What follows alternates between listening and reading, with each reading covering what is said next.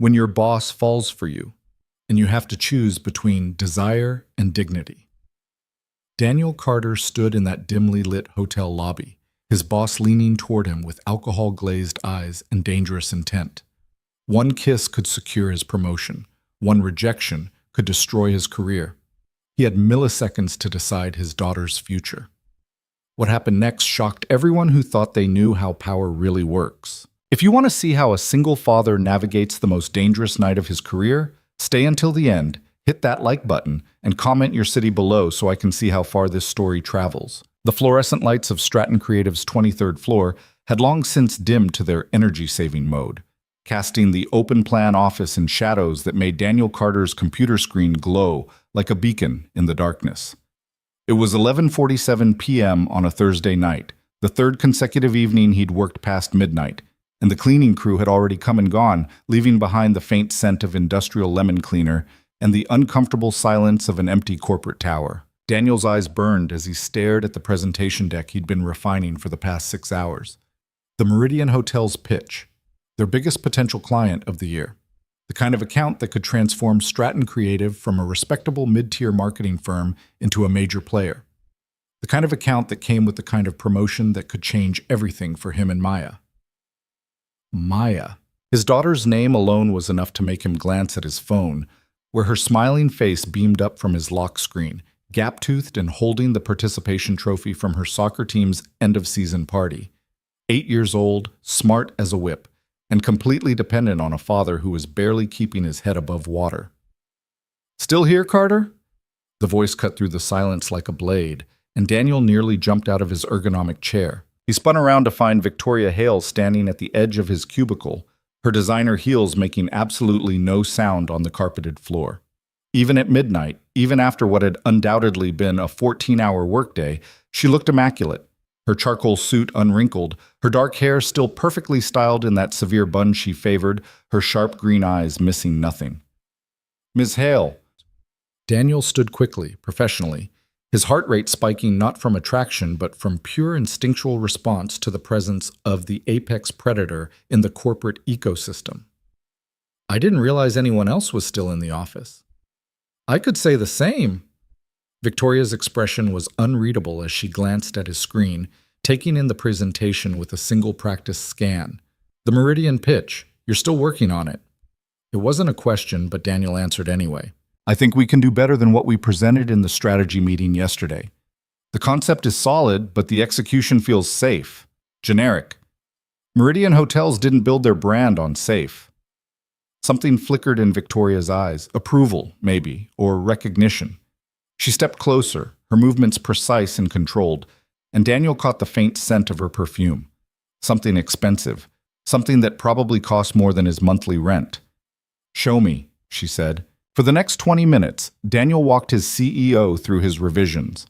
He'd restructured the entire campaign around a concept he called the lobby effect.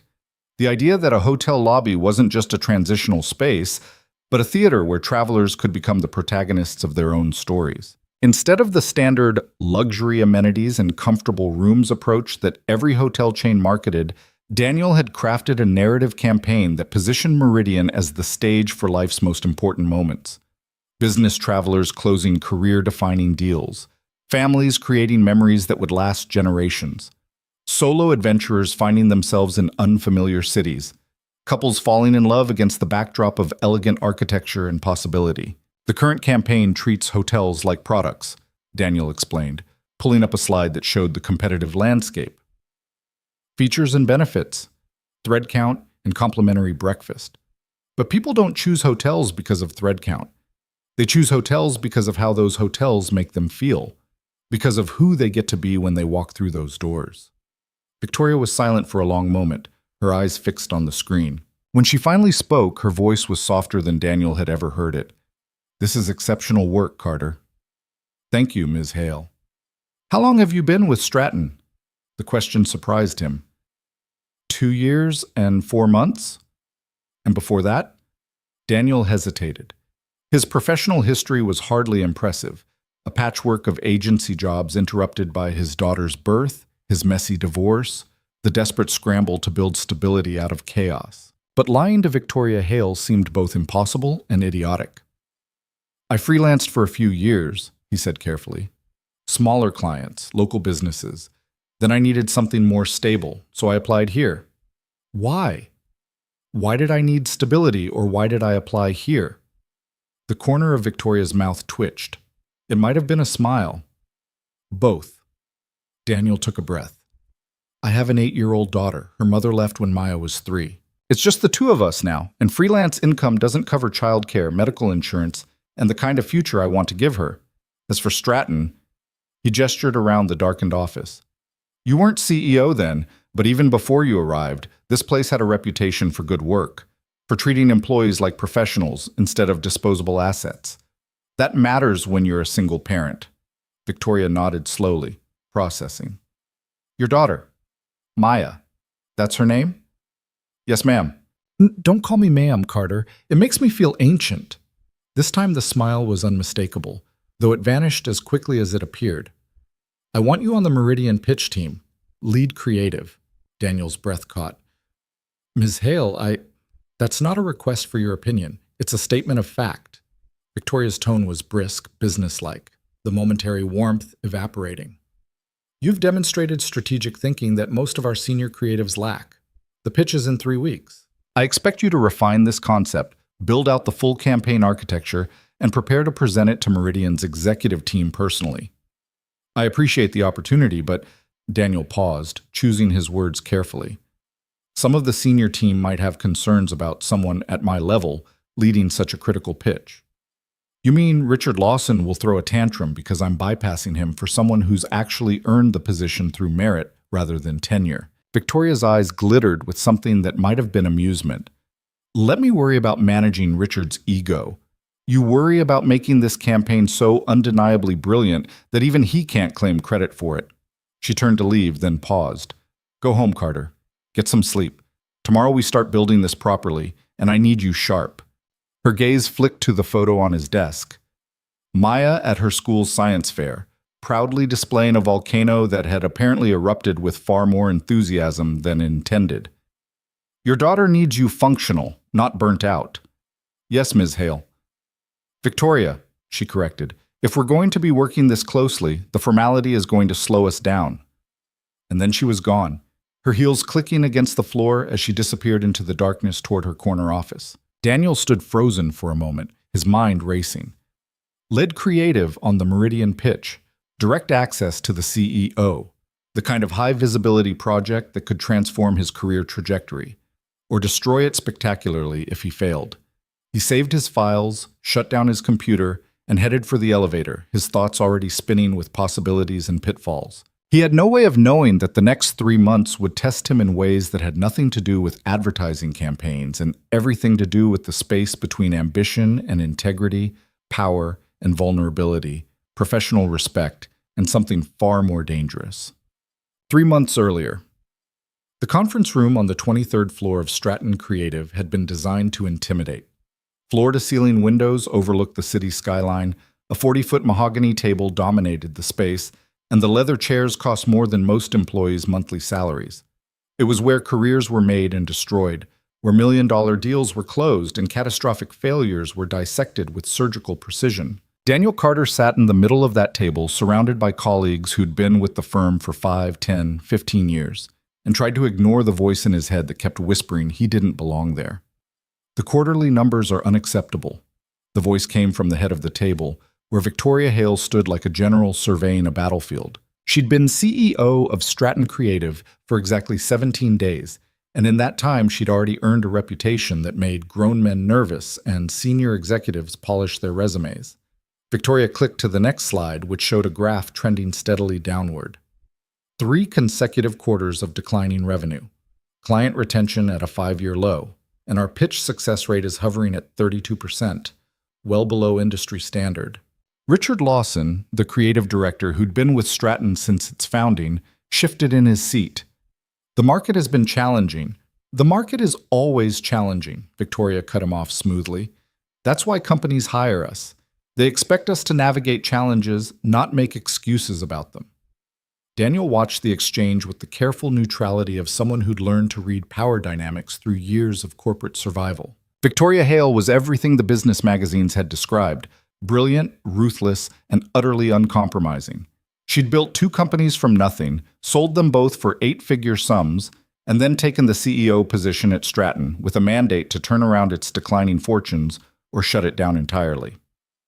The rumor mill said she had 6 months to prove Stratton was worth saving. "I've reviewed every active client account," Victoria continued, advancing through slides with clinical efficiency. "Most of the work is competent, professional, exactly what clients expect from a mid-tier agency." She paused, letting that sink in. Which is precisely the problem. In a market where clients can get competent work from freelancers for a fraction of our rates, competence is a death sentence. We need to be exceptional, or we need to be unemployed. There is no middle ground. She clicked to the next slide, a proposed restructuring of the entire creative department. "I'm implementing a new team structure," Victoria announced. Cross-functional pods built around specific client needs rather than traditional departmental silos.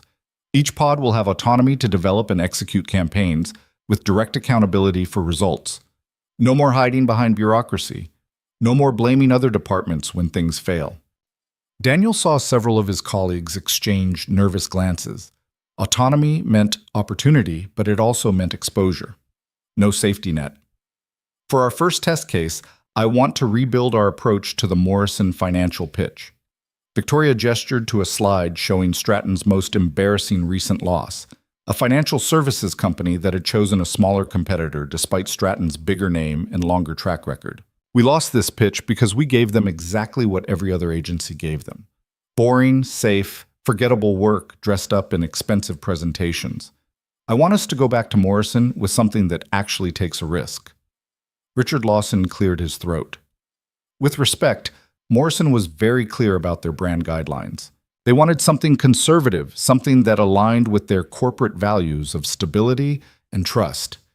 And they gave the account to an agency that showed them a campaign featuring a 23-year-old tech entrepreneur skateboarding through their headquarters while making mobile deposits. Victoria interrupted. "Does that sound conservative to you, Richard?" The creative director's face reddened. "That campaign was a gimmick. It won't age well." "Perhaps not, but it was memorable. It was distinctive. It made Morrison's executives lean forward in their chairs instead of checking their phones." Victoria's gaze swept the room. "I don't care about work that ages well if it dies on arrival. I care about work that makes clients choose us over everyone else." Daniel found himself nodding before he could stop himself. Victoria's eyes locked onto him immediately. "Something to add, Mr.?" She glanced at the seating chart in front of her. "Carter?" Every head in the room turned toward him. Daniel felt his pulse quicken, but he'd already committed to the nod. Backing down now would be worse than speaking up. "I think you're right about the Morrison pitch," he said carefully. "We played it safe because we were afraid of losing, but playing safe guaranteed we'd lose to someone who wasn't afraid." Richard Lawson's expression could have curdled milk. Several other senior creatives looked equally displeased, but Victoria's face remained neutral, assessing. "Go on," she said. Daniel took a breath. Morrison Financial built their brand on being disruptors in the banking industry. Mobile first when everyone else was building branches.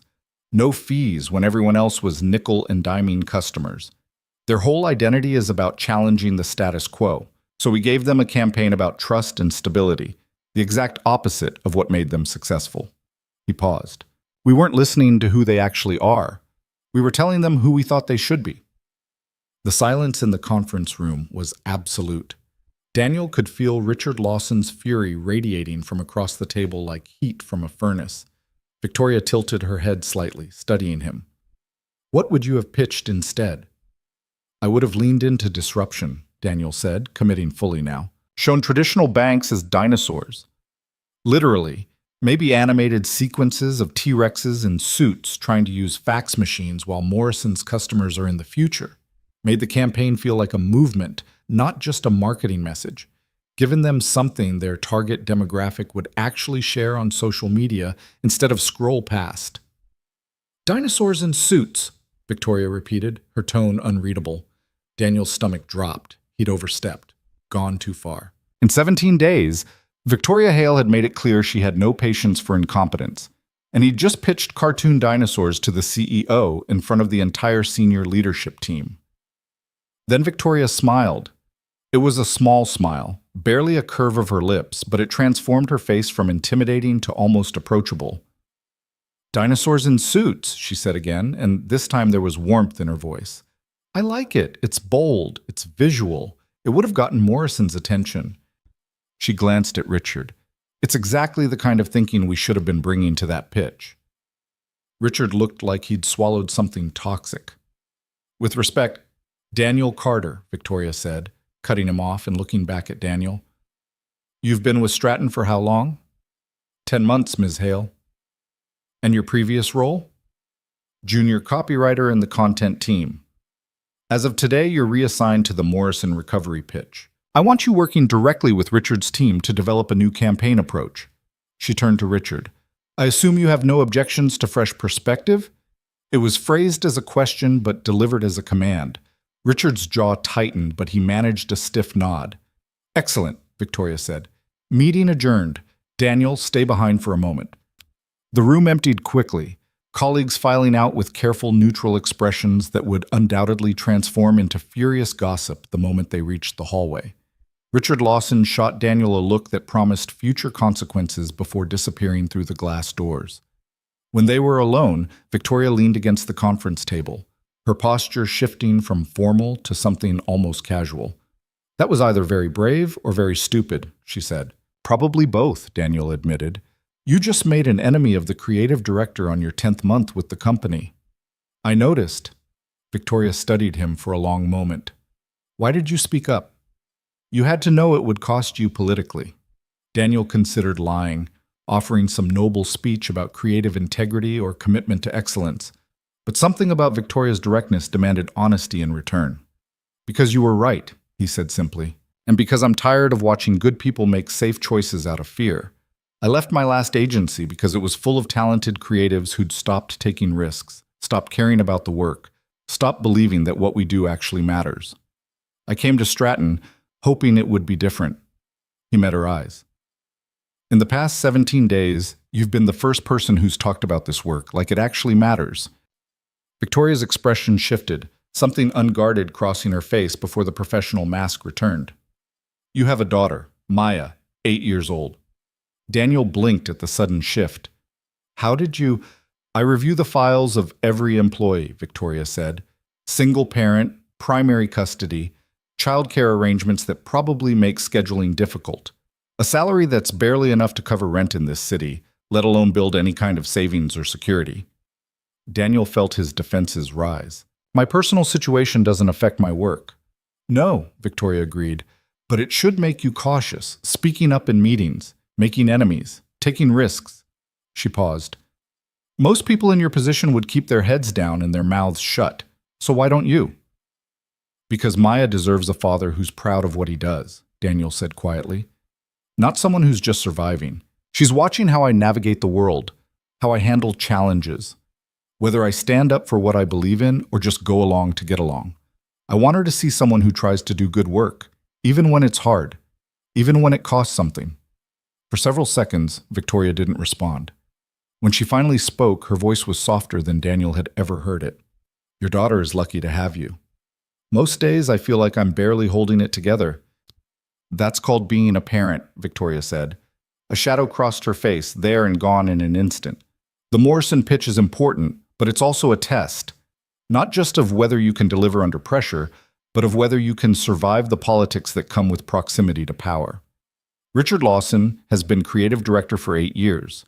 He has allies, relationships, leverage. If you succeed where he failed, he'll work to undermine you. If you fail, he'll make sure everyone knows it was your idea. "I understand." "Do you?" Victoria pushed off from the table, her full height and presence suddenly filling the space between them. "Because here's what I need you to understand, Daniel Carter. I don't have time for politics or egos or protecting people's feelings. I have 6 months to turn this company around or watch it die. That means I need people who can deliver exceptional work, who can handle pressure, who won't fold the first time things get difficult. But it also means that everyone close to me becomes a target. Everyone I elevate becomes someone others want to tear down.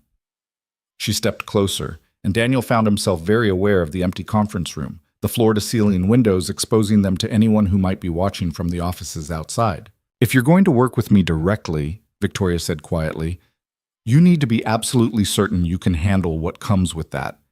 The scrutiny, the jealousy, the rumors. What kind of rumors? Victoria's smile was sharp and knowing. The kind that always follow women in power who work closely with younger men.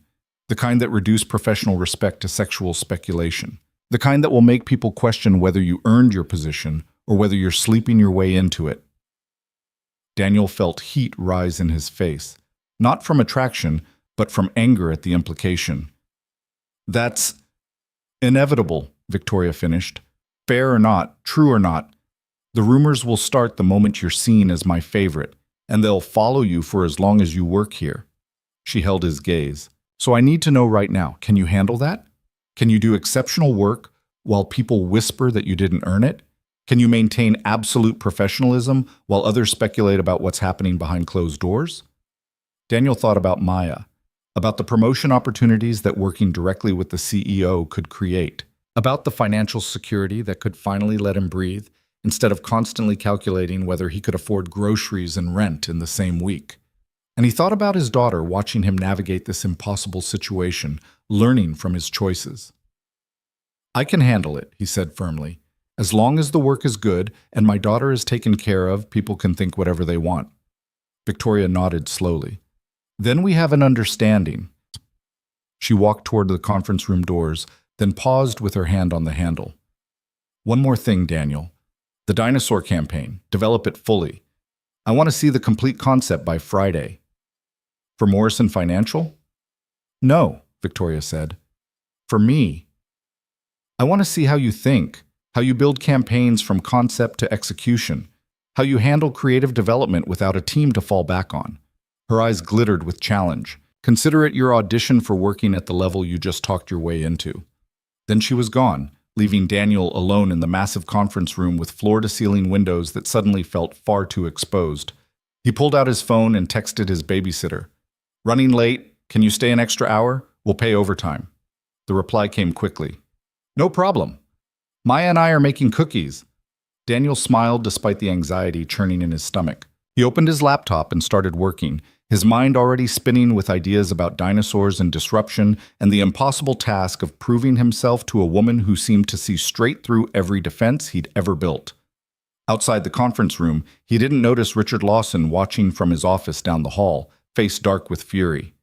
He didn't see the two junior creatives whispering near the break room, phones out, already texting other colleagues about what they'd witnessed. He didn't catch the calculating look from Jennifer Wu, the VP of Client Services, who'd been trying to secure her own position in Victoria's new organizational structure and now saw a potential rival emerging. Daniel Carter was focused entirely on the work in front of him, on the opportunity he'd been given, on the chance to finally build something better for his daughter. He had no idea he'd just painted a target on his back that would define the next 3 months of his life. Tachati? The whispers started within 48 hours. Daniel first noticed them when he walked into the break room on Friday morning and two colleagues abruptly stopped talking, their guilty expressions more revealing than any words. He ignored it, grabbed his coffee, and headed back to his desk. By Monday, the whispers had evolved into pointed looks and carefully neutral greetings. People who'd been friendly before now kept their distance, as if proximity to him might somehow contaminate them. Tuesday brought the anonymous note left on his desk. Careful climbing that ladder. Long way to fall when she gets bored with you. Daniel threw it away without comment and focused on the Morrison pitch development. Wednesday delivered the worst blow. Richard Lawson's public dressing down in the middle of the open office floor, ostensibly about a missed deadline, but transparently designed to humiliate and establish dominance. Your concept is derivative, Richard announced loudly enough for half the floor to hear. We've seen the traditional versus modern approach 1,000 times. If this is the kind of thinking Victoria expects from her pet projects, we're in serious trouble. Daniel kept his voice level. The concept is about disruption and evolution, not just tradition versus modernity. The dinosaur metaphor works because it's visceral and immediate. The dinosaur metaphor works because it's juvenile, Richard interrupted. This isn't a children's cereal commercial, Carter. This is serious financial services marketing for a serious client who expects serious creative. Several colleagues had stopped working to watch the exchange. Daniel felt the weight of their attention, the silent judgment, the gleeful anticipation of seeing him fail. I disagree, Daniel said quietly. Morrison's entire brand is built on challenging the old guard. The metaphor, your disagreement is noted and irrelevant. Richard's smile was cruel. Rebuild the entire concept by tomorrow morning. And try to remember that you're a junior copywriter who's been here less than a year, not a creative director with the experience to justify your arrogance. Daniel nodded once, professionally, and returned to his desk while Richard walked away like a victor leaving a battlefield. The message was clear: step out of line again, and the consequences would be worse. That night, Daniel worked until 2 a.m. rebuilding the campaign from scratch. He kept the core disruption concept, but packaged it in more conventional metaphors, safer visuals, the kind of work that wouldn't give Richard ammunition for another public humiliation. When he finally got home, Maya was asleep in her bed, her babysitter drowsing on the couch. He paid her double the overtime rate, money he couldn't afford but couldn't avoid, and collapsed into bed with his mind still racing. The next morning, he presented the revised concept to Richard, who reviewed it with the meticulous attention of someone searching for flaws. Better, Richard finally said. Not good, but better. At least it doesn't look like something designed for Saturday morning cartoons. Daniel accepted the grudging approval and returned to his desk, exhausted and frustrated and increasingly convinced he'd made a catastrophic mistake by speaking up in that conference room. Then at 3 p.m., his phone buzzed with a calendar invitation. Meeting with Victoria Hale, Friday, 4 p.m.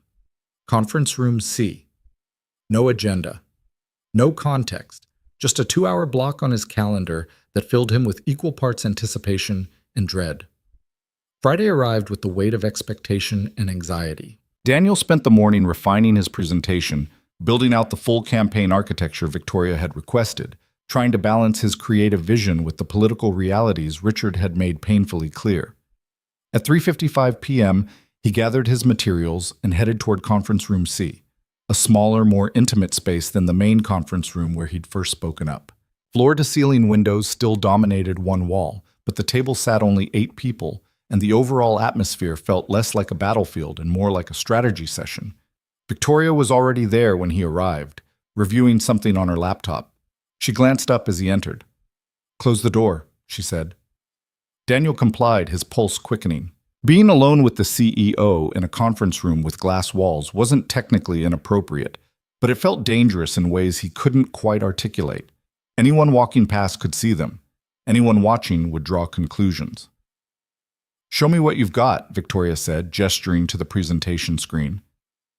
For the next 90 minutes, Daniel walked her through his campaign development process. He started with the original dinosaur concept, bold, risky, designed to break through the noise. Then he showed her the revised version Richard had approved. Safer, more conventional, more forgettable. Victoria listened without interruption, her expression neutral and unreadable. When he finished, she leaned back in her chair. "Which version do you believe in?" she asked. "The first one," Daniel admitted. "But the second one is more politically viable, given Richard's concerns about—" "I didn't ask about political viability. I asked which version you believe in." Daniel met her eyes. "The first one, the dinosaurs. It's weird and memorable, and it actually matches Morrison's brand identity instead of fighting against it." Victoria nodded slowly. "Richard hated it, didn't he? He called it juvenile." "He would." Victoria pulled up something on her laptop, then turned the screen toward Daniel. It showed an email chain. Richard Lawson communicating with several senior creatives, coordinating their responses to Victoria's latest favorite, and strategizing about how to manage expectations for Carter's inevitable failure. Daniel's stomach dropped. "How did you—" "I have access to all company communications," Victoria said simply. "It's in the employment agreement everyone signs and nobody reads. I don't typically monitor internal emails, but I make exceptions when I suspect political maneuvering that could undermine important projects." She closed the laptop. Richard Lawson is a talented creative director who's been coasting on past successes for the last 3 years. He's comfortable, complacent, Afraid of anything that might disrupt the status quo he's built his career defending, and now he sees you as a threat because you're willing to take risks he's forgotten how to take. He's also my direct supervisor, Daniel pointed out, and he can make my life here impossible if he wants to. He can try, Victoria agreed, but he reports to me, and I'm the one who decides what's impossible. She paused. I'm moving you to a new team structure. Effective Monday, you'll be working directly under my supervision as part of a strategic initiatives group I'm building. Your official title will be Senior Creative Strategist, not because you've earned the seniority through tenure, but because the quality of your thinking deserves the recognition. Daniel's mind reeled. Ms. Hale, that's a massive target on your back. Yes, Victoria finished. It's also an opportunity to do the best work of your career without Richard Lawson undermining you at every turn. But I need you to understand what you're accepting. This promotion will accelerate every rumor about favoritism. It will make you even more visible to people looking for reasons to tear you down. And it will require you to deliver work that justifies the position beyond any possible doubt. She stood and walked to the windows, looking out over the city skyline as afternoon sun painted the glass towers in gold and amber. I built my first company when I was 28, Victoria said quietly. Sold it for $43 million when I was 32. Built the second company immediately after. Sold that one for $97 million when I was 35. Do you know what people said about me the entire time? That you were brilliant, Daniel offered. Victoria's laugh was sharp and bitter.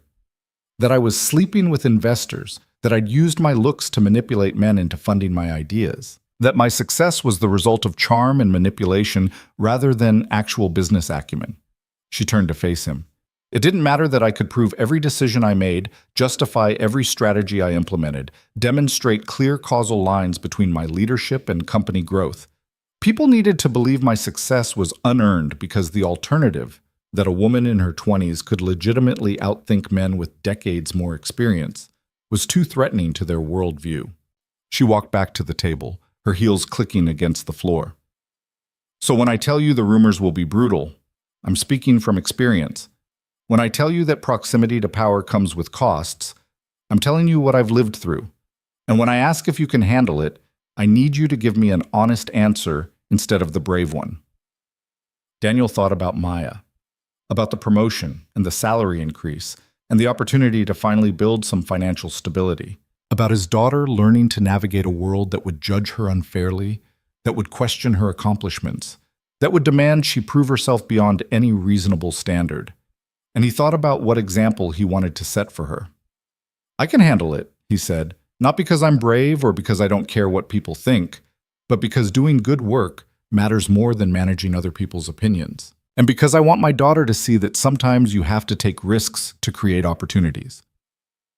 Victoria studied him for a long moment, then nodded once. Monday morning, 9 a.m. Come to my office. We'll discuss your first project as Senior Creative Strategist. She gathered her laptop and materials. And Daniel? The Morrison pitch? I'm presenting the Dinosaur campaign to their executive team myself next week. If Richard Lawson has objections, he can voice them to me directly. She left the conference room without waiting for his response. Daniel sat alone in the fading afternoon light, staring at his reflection in the glass windows, and wondered if he'd just made the best decision of his career or the worst mistake of his life. Outside the conference room, he didn't notice Jennifer Wu watching from her office, her expression calculating as she pulled out her phone to make a call. He didn't see Richard Lawson in deep conversation with two board members near the executive elevators, their faces serious and concerned.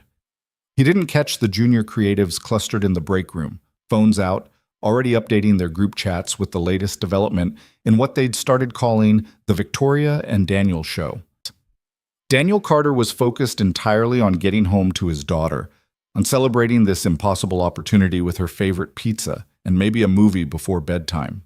He had no idea that Monday morning would bring complications he'd never anticipated, challenges that would test not just his professional abilities, but the very core of who he was and what he believed about power, integrity, and the space between ambition and ethics. The rumors were just beginning, and the real test hadn't even started. Monday morning arrived with the kind of crystalline autumn sunshine that made the city's glass towers gleam like monuments to ambition. Daniel stood outside Victoria's corner office at exactly 8:57 a.m., his reflection staring back at him from the polished glass doors that separated the executive suite from the rest of the 23rd floor. Through the transparent walls, he could see Victoria at her desk, focused on her computer screen with the kind of intensity that had probably built two companies and terrified countless competitors. He knocked precisely at 9 a.m. "Come in," Victoria called, without looking up. Daniel entered the space that had become legendary in office gossip, a corner office with panoramic city views, minimalist furniture that probably cost more than his annual salary, and absolutely no personal touches. No family photos, no artwork, no diplomas or awards cluttering the walls, just clean lines, efficient design, and the overwhelming sense that this was a workspace for someone who had no interest in making it feel like home. Victoria finished typing something, then looked up. "Close the door and sit." Daniel complied, choosing one of the two chairs facing her desk. The moment the door clicked shut, he became acutely aware of how exposed they were. Floor-to-ceiling windows on two sides meant anyone on the floor could see them, could watch their body language, could speculate about what was being discussed in the CEO's office behind closed doors. Victoria seemed utterly unconcerned with the visibility. She pulled up a document on her screen, then turned the monitor so Daniel could see it. "This is the Meridian Hotels pitch I mentioned when we first talked," she said.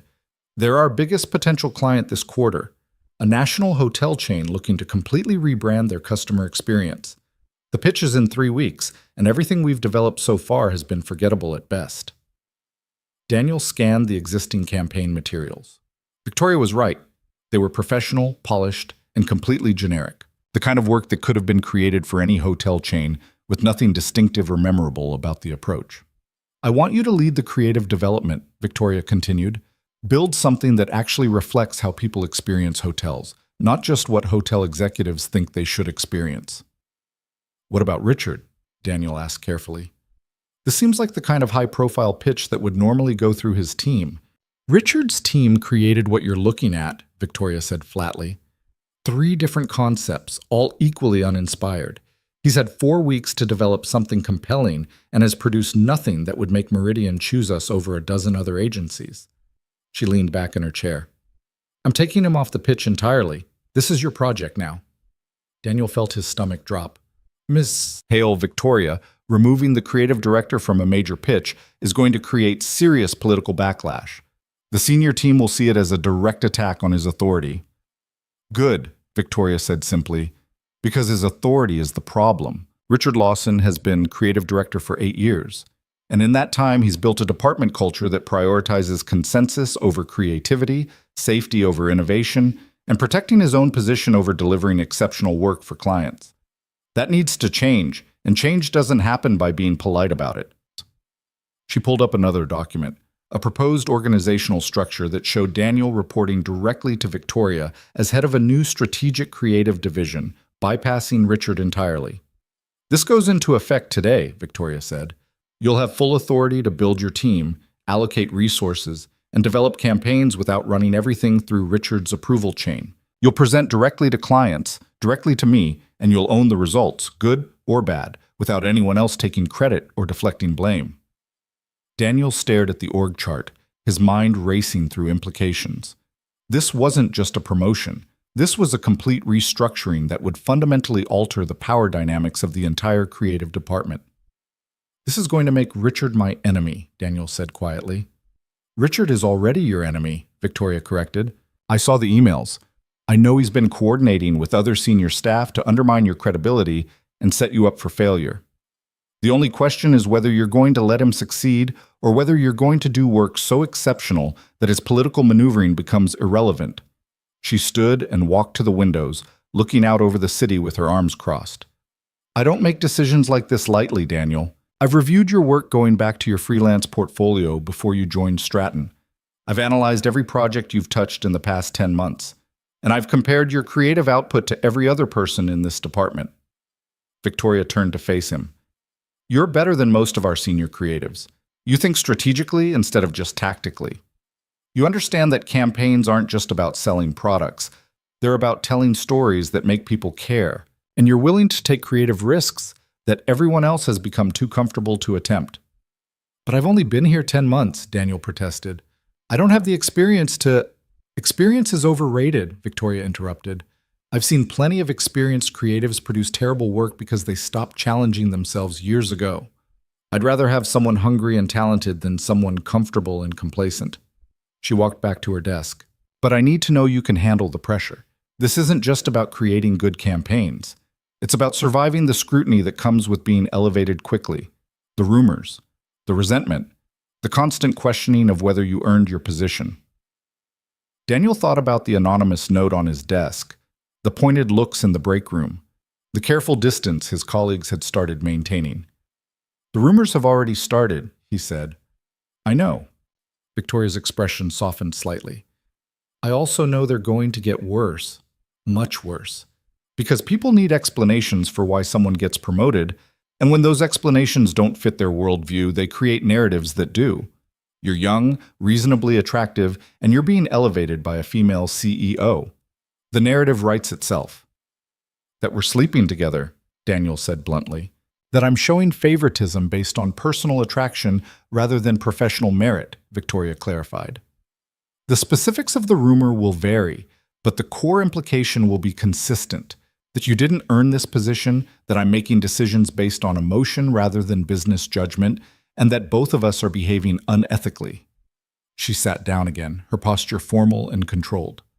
So I need you to understand something very clearly. Our professional relationship needs to be absolutely irreproachable. No closed-door meetings unless absolutely necessary. No after-hours contact unless it's directly related to client emergencies. No personal conversations that could be misinterpreted or taken out of context. We need to give people zero ammunition for their speculation. Daniel nodded slowly. I understand. Do you? Victoria's gaze was penetrating. Because maintaining that kind of professional boundary while working closely together is harder than it sounds. We're going to spend significant time collaborating on high-stakes projects. We're going to have disagreements and creative conflicts. We're going to share frustrations about clients and colleagues, and through all of that, we need to maintain perfect professional distance. I can do that, Daniel said firmly. Then we have an agreement. Victoria pulled up a calendar on her screen. The Meridian pitch is October 18th. That gives you 22 days to build a complete campaign from concept to execution. I want weekly check-ins to review progress, but otherwise you have full autonomy to develop this however you see fit. Questions? Just one, Daniel said. Why me? You could have brought in an experienced creative director from outside the company, someone with a proven track record, someone who wouldn't create the political complications I'm creating. Why take the risk on someone who's barely been here a year? Victoria was silent for a long moment, her fingers steepled in front of her face. When she finally spoke, her voice was quieter than Daniel had ever heard it. Because I've been where you are, she said. 28 years old, given an opportunity that terrified me, surrounded by people who were certain I'd fail and who wanted me to fail so they could feel better about their own choices. I know what it's like to be underestimated, and I know what it's like to prove everyone wrong. She met his eyes. I'm giving you this opportunity because you deserve it and because the work requires it. But I'm also giving it to you because someone gave me a chance when I was in your position, and that changed everything. So don't waste it. Don't let the politics distract you from doing exceptional work. And don't give people reasons to believe their worst assumptions about us. Daniel stood, understanding the meeting was over. I won't let you down. See that you don't, Victoria said, her professional mask sliding back into place. And Daniel, keep your door open during work hours. Visible, transparent. Give people nothing to speculate about except the quality of your work. He left her office acutely aware of the eyes tracking his movement across the floor, the whispered conversations that paused as he passed, the weight of judgment and assumption that followed him like a shadow. When he reached his new office, a small but legitimate enclosed space that marked his elevation from cubicle dweller to actual management, he found Jennifer Wu waiting outside his door. Congratulations on the promotion, Jennifer said, her smile professionally pleasant and completely insincere. Senior creative strategist, that's quite a leap for someone who was a junior copywriter 3 months ago. Thank you, Daniel said carefully, unlocking his door. Jennifer followed him inside without invitation. I'm sure you earned it through the quality of your work. The emphasis on the last word made the implication clear. Daniel set his laptop bag down and turned to face her. Was there something you needed, Jennifer? Just wanted to welcome you to the senior leadership team, she said, perching on the edge of his desk with calculated casualness. It's a small group. We look out for each other, share information, navigate the political complexities together. I appreciate that, Daniel said neutrally. Of course, being part of that group requires trust, Jennifer continued. Discretion. The understanding that what happens in leadership meetings stays in leadership meetings. She paused meaningfully. It also requires clarity about relationships and potential conflicts of interest. Daniel felt his jaw tighten. I'm not sure what you're implying. I'm not implying anything, Jennifer said smoothly. I'm simply noting that Victoria has a pattern of elevating people she works closely with. Sometimes those relationships create complications. Questions about judgment and objectivity. The kind of questions that board members and investors take very seriously. If you have concerns about my promotion, you should raise them with Victoria directly, Daniel said, keeping his voice level. Jennifer laughed softly. Oh, I don't have concerns. I'm just making sure you understand the landscape you're walking into. Victoria's brilliant, but she's also making enemies with how quickly she's restructuring things. Richard Lawson has been with this company since its founding. He has relationships with board members that predate Victoria's arrival. And he's very, very unhappy about being sidelined for someone with a fraction of his experience. She stood, smoothing her skirt. Just be careful, Daniel. Proximity to power can be intoxicating, but it can also be dangerous when that power becomes threatened. And Victoria's position here isn't nearly as secure as she might think. Jennifer left without waiting for a response, closing the door behind her with a soft click that felt like a threat. Daniel sat down at his new desk, larger than his cubicle workspace with an actual window view, and tried to process the conversation. Jennifer's message had been clear. He was walking into a political minefield where every move would be scrutinized, every decision questioned, and every relationship analyzed for potential scandal. His phone buzzed with the text from Maya's school. Parent-teacher conference scheduled for Thursday, 3 p.m. Please confirm attendance. Daniel stared at the message, calculating schedules. Thursday afternoon meant leaving work early, which meant visible absence during business hours, which meant more ammunition for people looking for reasons to question his commitment. He confirmed the appointment anyway. Maya came first, always. The next 3 weeks became a blur of intensive work, political navigation, and the constant awareness that he was being watched. Daniel assembled a small team of junior creatives who were hungry enough to take risks and young enough not to be invested in the departmental politics. He spent 18-hour days developing the Meridian campaign, refining concepts, testing approaches, and building something that felt genuinely innovative instead of safely conventional. The Lobby Effect campaign took shape across dozens of iterations, a multimedia approach that positioned hotel lobbies not as transitional spaces, but as theaters where guests could become the protagonists of their own stories. Business travelers closing deals over coffee and elegant surroundings. Families creating vacation memories. Solo travelers finding unexpected connections. Couples rediscovering each other away from the routines of daily life. Instead of showing perfect, sterile hotel rooms, the campaign focused on authentic human moments happening in distinctive spaces. Instead of listing amenities, it told emotional stories that happened to take place in Meridian hotels. Daniel worked obsessively, arriving before dawn and leaving long after most employees had gone home. He saw Victoria only during their scheduled weekly check-ins, brief, professional meetings where she reviewed his progress with sharp, analytical precision and offered strategic guidance without ever crossing into territory that felt personal. But during those meetings, Daniel started noticing things he hadn't before. The way Victoria's professional mask would slip occasionally, revealing glimpses of someone more vulnerable beneath the executive armor. The dry humor that emerged when she was analyzing particularly bad competitive campaigns. The genuine enthusiasm she showed when reviewing creative concepts that took real risks. And he noticed the loneliness. It was there in the way her office remained impersonal and cold. In the way she never mentioned friends or family or anyone waiting for her outside the office. In the way she worked even longer hours than Daniel did, as if the office was the only place she had to be. During their third weekly meeting, Victoria reviewed his latest campaign iteration with unusual intensity. "This is excellent work," she said finally. "The emotional resonance is exactly what Meridian needs. The execution is sophisticated without being pretentious, and the strategic positioning is sharper than anything their competitors are doing." "Thank you," Daniel said. Victoria looked at him across her desk. "You're working too hard, though. I see your car in the parking garage at 6 a.m. and still there at midnight. That's not sustainable. I want the pitch to be perfect." "Perfect doesn't exist," Victoria said, "and burning yourself out before the presentation helps no one. When's the last time you had dinner with your daughter?" The question caught Daniel off guard. "We had breakfast together yesterday morning." "That's not what I asked." Daniel thought about it. 5 days ago, Tuesday night, we had pizza and watched a movie." "That's too long," Victoria said flatly.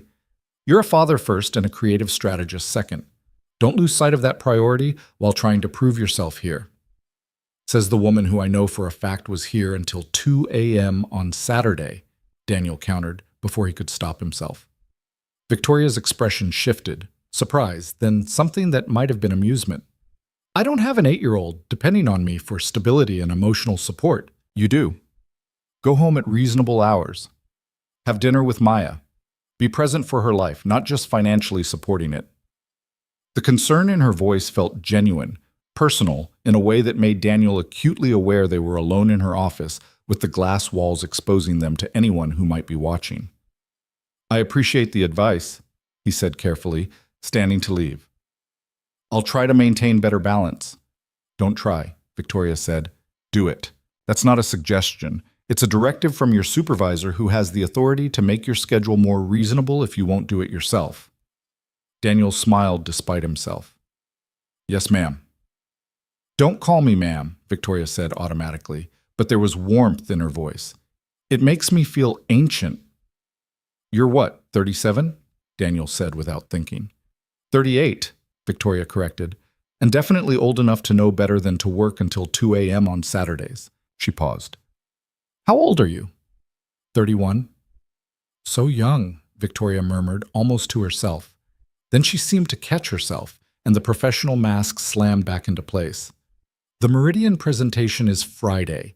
Take Wednesday afternoon off and Thursday if you need it. Spend time with your daughter before the biggest pitch of your career. You'll present better if you're rested and centered." Daniel left her office with his mind spinning. That brief exchange, barely a minute of personal conversation, felt more intimate than any of their professional discussions. And the way Victoria had caught herself, had visibly retreated back into formality, suggested she'd felt it too. He tried to ignore the way his pulse had quickened during that moment, tried to dismiss the growing awareness that Victoria Hale was more than just his brilliant, demanding CEO. That beneath the executive armor was someone intelligent and lonely and complicated in ways he was starting to find dangerously compelling. Thursday afternoon, Daniel sat in Maya's school classroom across from Mrs. Patterson, his daughter's third-grade teacher, and tried to focus on the conversation instead of the Meridian pitch consuming his thoughts. "Maya is exceptionally bright," Mrs. Patterson was saying. "Her reading comprehension is well above grade level, and her science projects show genuine curiosity and creativity." "That's wonderful to hear," Daniel said, meaning it despite his distraction. "However," Mrs. Patterson continued gently, "I've noticed she's been more withdrawn lately, less engaged during group activities. She used to be one of the first students to volunteer answers, but recently she's been quieter, almost anxious." Daniel felt guilt settle in his chest like a stone. Has something happened at school? Is someone bothering her? "Not that I'm aware of," Mrs. Patterson said, "but children are very perceptive about stress at home.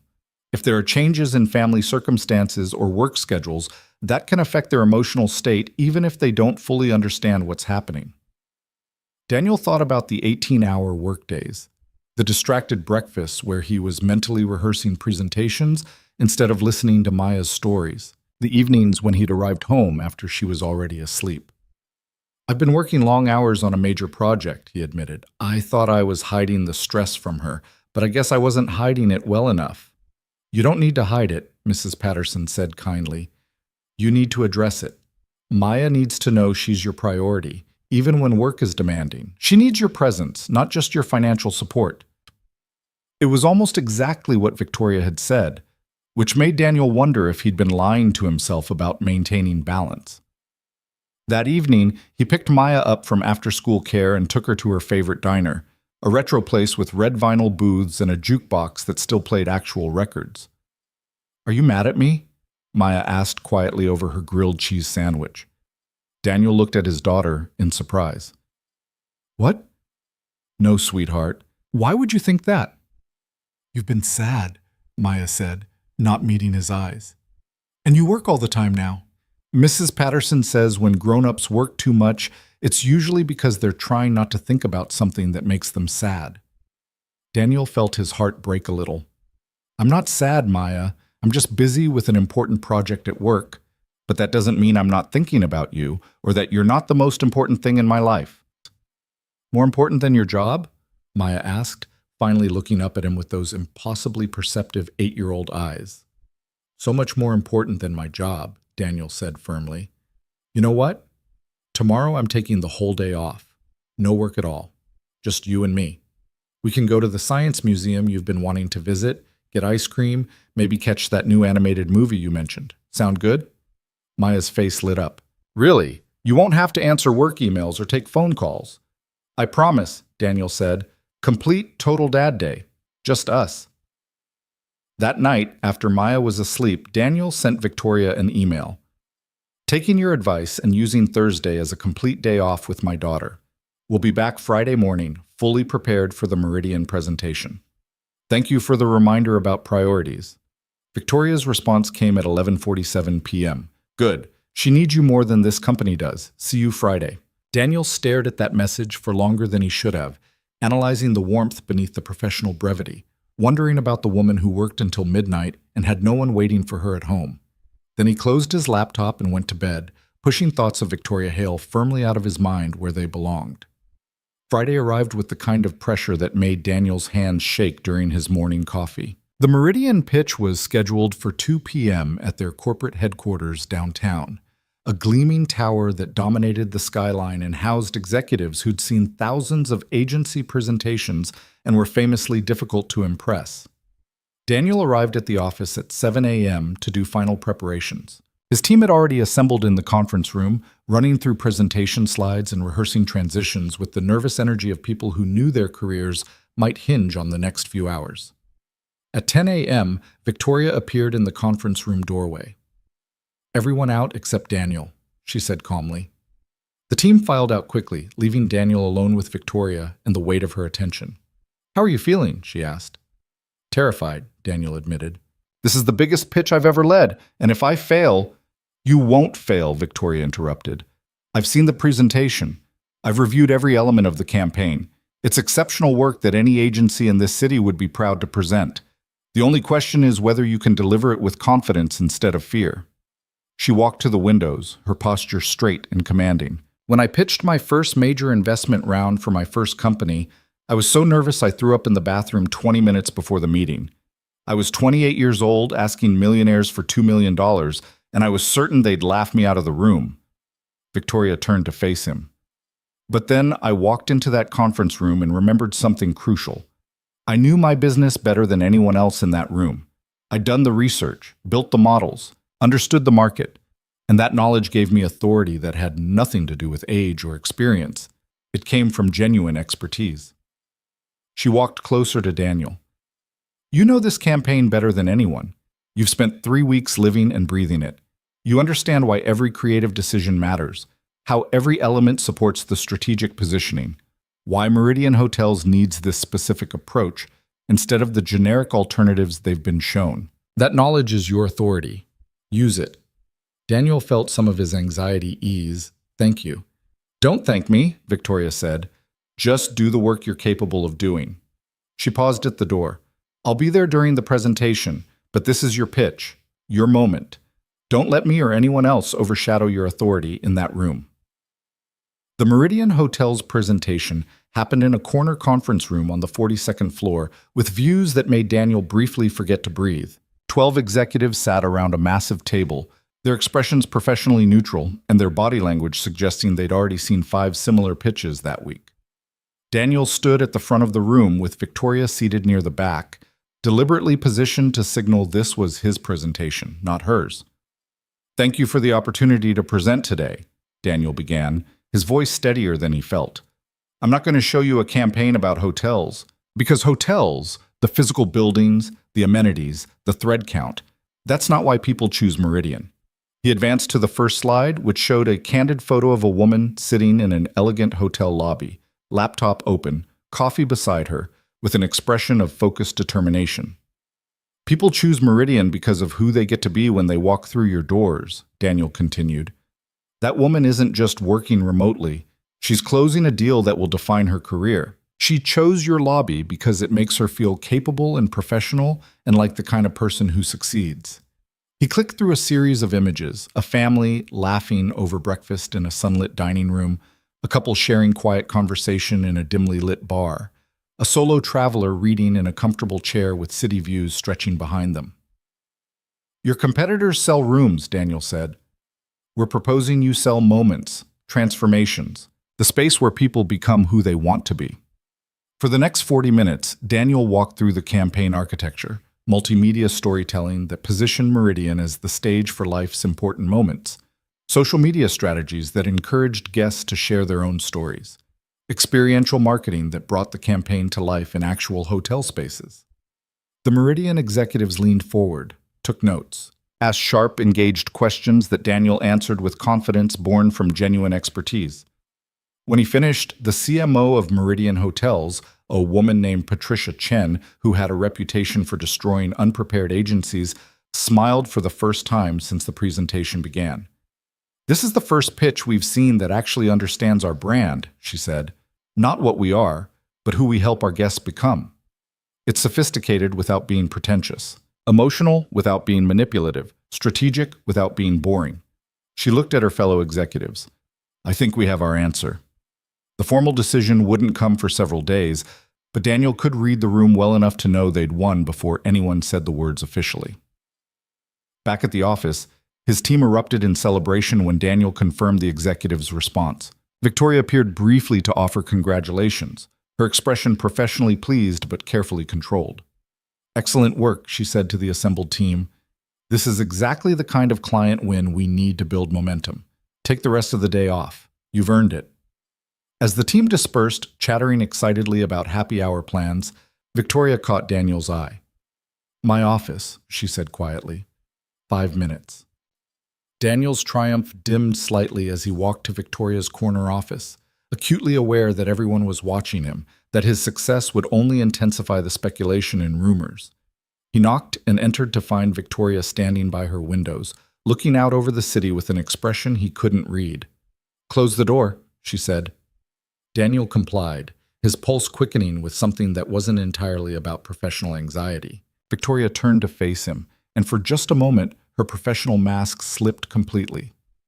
What he saw beneath it made his breath catch. Pride, certainly, but also something warmer, more personal, more dangerous. "You were brilliant today," she said softly. "The way you commanded that room, the confidence in your delivery, the mastery of the material. That was exceptional." "Thank you," Daniel managed. Victoria took a step closer, then another. The space between them contracted to something that felt charged and precarious. "I need to tell you something," she said, her voice barely above a whisper. "And I need you to understand that I'm saying this as someone who's been where you are, who knows what it's like to succeed against expectations, who—" She stopped herself abruptly, and Daniel watched her visibly retreat, pulling the professional armor back into place with effort that suggested it cost her something. "I'm proud of you," Victoria finished, her voice formal again. "The company is fortunate to have you, that's all." But Daniel had seen what she'd almost said, had felt the weight of whatever she'd stopped herself from expressing. "Victoria," he started. "That's all, Daniel," she repeated firmly. "Enjoy your evening. You've earned the celebration."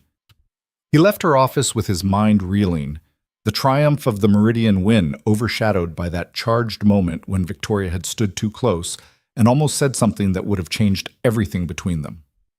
That night, while Maya slept and Daniel tried unsuccessfully to quiet his racing thoughts, he received a text from an unknown number. "Congratulations on the Meridian win.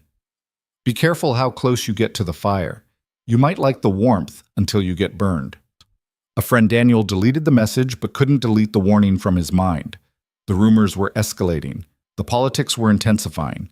And somewhere in the complexity of professional respect and personal attraction, Daniel was beginning to realize that the most dangerous thing about Victoria Hale wasn't her power or her demands or even the scrutiny that came with working closely with her. The most dangerous thing was how much he was starting to care about the lonely, brilliant woman behind the executive armor, and how much he suspected she might be starting to care about him too. The weeks following the Meridian win should have been triumphant. The account was officially signed, the largest client acquisition in Stratton Creative's history, and Daniel's name was suddenly attached to the kind of success that transformed careers overnight. The company newsletter featured the campaign. Industry publications requested interviews.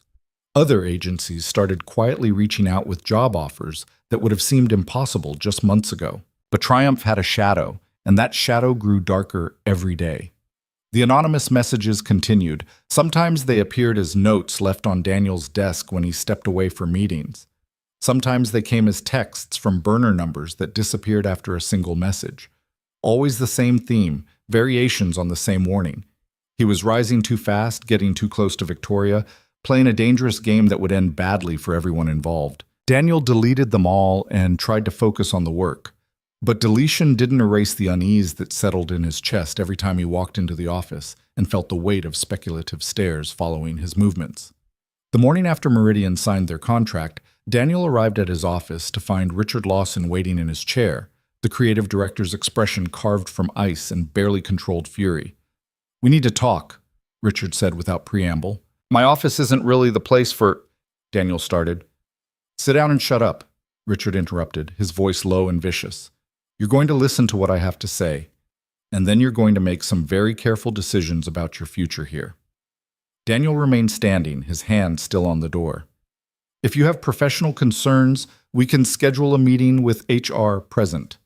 Richard laughed, sharp and bitter. "HR? You think HR is going to protect you? You think anyone in this company doesn't know exactly how you earned your position?" He stood, moving around the desk with predatory precision. "I've been creative director here for 8 years. I built this department from nothing. I mentored every senior creative currently working here. And you, a junior copywriter who's been here less than a year, you waltz in and get handed the biggest pitch of the quarter because you're batting your eyes at the CEO. "That's completely inappropriate," Daniel said, his voice tight with anger. "My work on Meridian was—" "Your work on Meridian was competent," Richard cut him off. "Nothing special. Nothing that justified bypassing the entire creative department hierarchy to hand you a leadership position you haven't earned.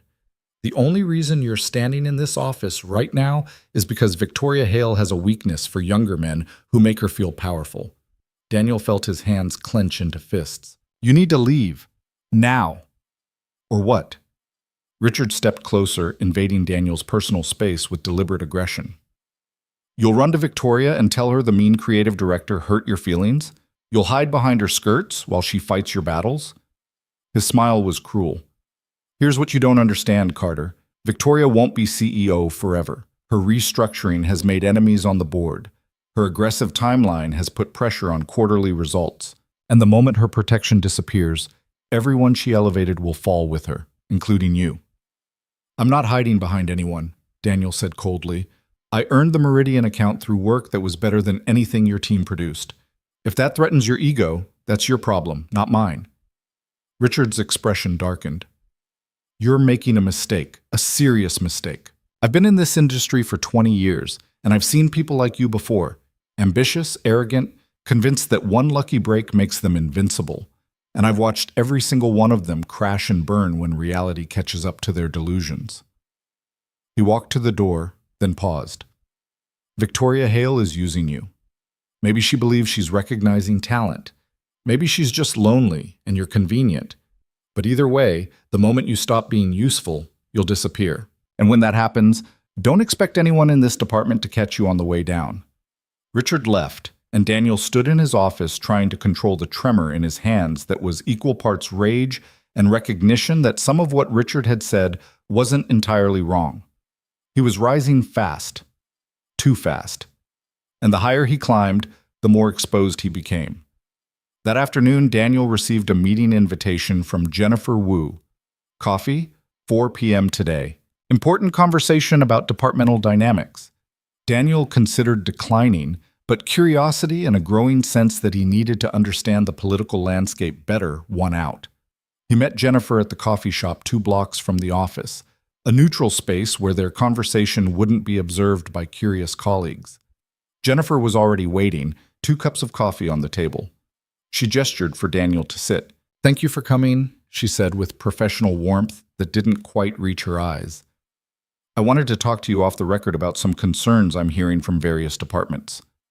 "Concerns about what?" Daniel asked carefully. "About you and Victoria," Jennifer said bluntly.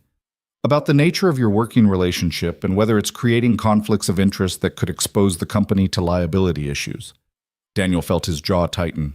"My relationship with Victoria is entirely professional. If people are speculating otherwise, that's gossip, not fact." "I'm not questioning the facts," Jennifer said smoothly. "I'm pointing out that perception matters as much as reality in corporate environments. And the perception, fair or not, is that Victoria has shown you preferential treatment that goes beyond normal professional mentorship." She pulled out her phone and showed Daniel a series of photos. Him entering Victoria's office. The 2 of them talking in a conference room with body language that could be interpreted as intimate if you were looking for intimacy. Victoria's hand briefly touching his shoulder during a presentation review. "These were taken by colleagues over the past month," Jennifer said, "not because anyone is trying to build a case against you, but because people are concerned about what they're seeing. The long private meetings, the closed-door conversations, the way Victoria looks at you when she thinks no one is watching." Daniel stared at the photos, his stomach sinking.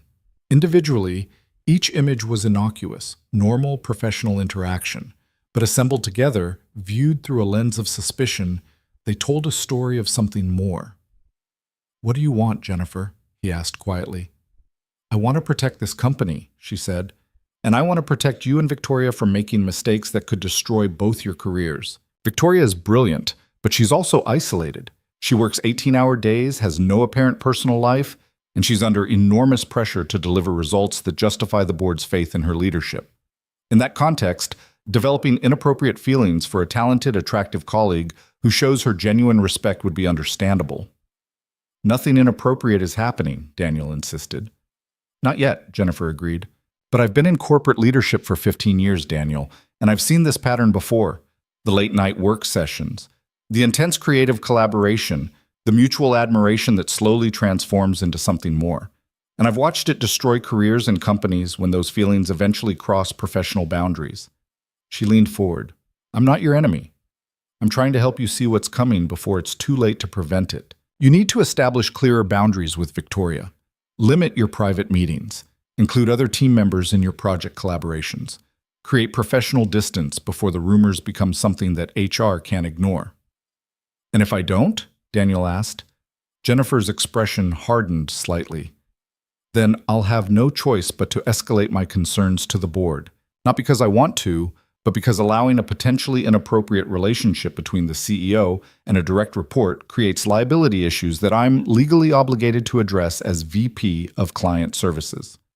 She stood, leaving her coffee untouched. "Think about what I've said, and think about your daughter. Because if this situation explodes, and situations like this always explode, she's the one who'll suffer most when your career implodes and you're left explaining to her why Daddy lost his job." Jennifer left Daniel sitting alone with cold coffee and colder dread settling in his chest. That evening, Daniel picked up Maya from her after-school program and took her to the park, desperate for the simplicity of watching his daughter play and not thinking about office politics or dangerous perceptions or the complicated truth about his feelings toward Victoria Hale. "Dad?" Maya asked as she climbed to the top of the jungle gym. "Are you happy at your new job?" "What makes you ask that, sweetheart?" "You seem worried all the time now," Maya said with the blunt honesty of 8-year-olds.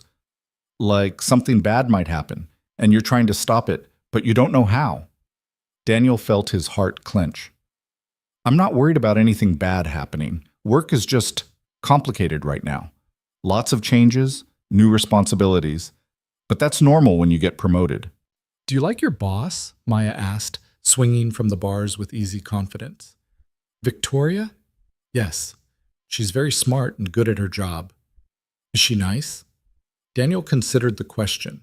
Nice wasn't a word anyone would use to describe Victoria Hale.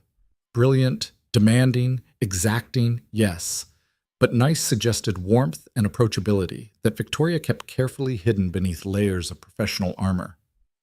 She's fair, Daniel said finally, and she cares about people doing good work. That's more important than nice. Mrs. Patterson says you should like the people you spend time with, Maya said, because life is too short to be around people who make you sad. Victoria doesn't make me sad, Daniel said quietly, more to himself than to Maya. That was the problem. Victoria made him feel challenged, respected, seen in ways he hadn't experienced in years. She made him want to do better work, think more strategically, push past comfortable limitations. And increasingly, she made him aware of a loneliness that mirrored his own.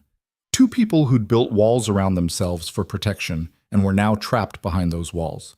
His phone buzzed with an email from Victoria. Need to see you first thing tomorrow morning, 7 a.m., my office. Important discussion about upcoming projects. Daniel stared at the message, Jennifer Wu's warning echoing in his mind. The early meeting time, the private office location, the vague subject line that could mean anything. He should decline.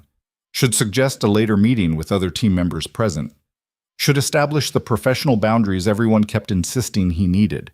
Instead, he replied, I'll be there.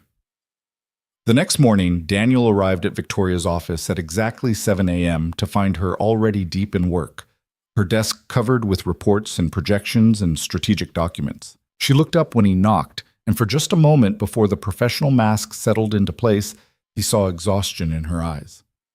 Come in, she said. Close the door. Daniel hesitated. Would you prefer to keep it open, for transparency? Victoria's expression sharpened. Has someone said something to you about our working relationship?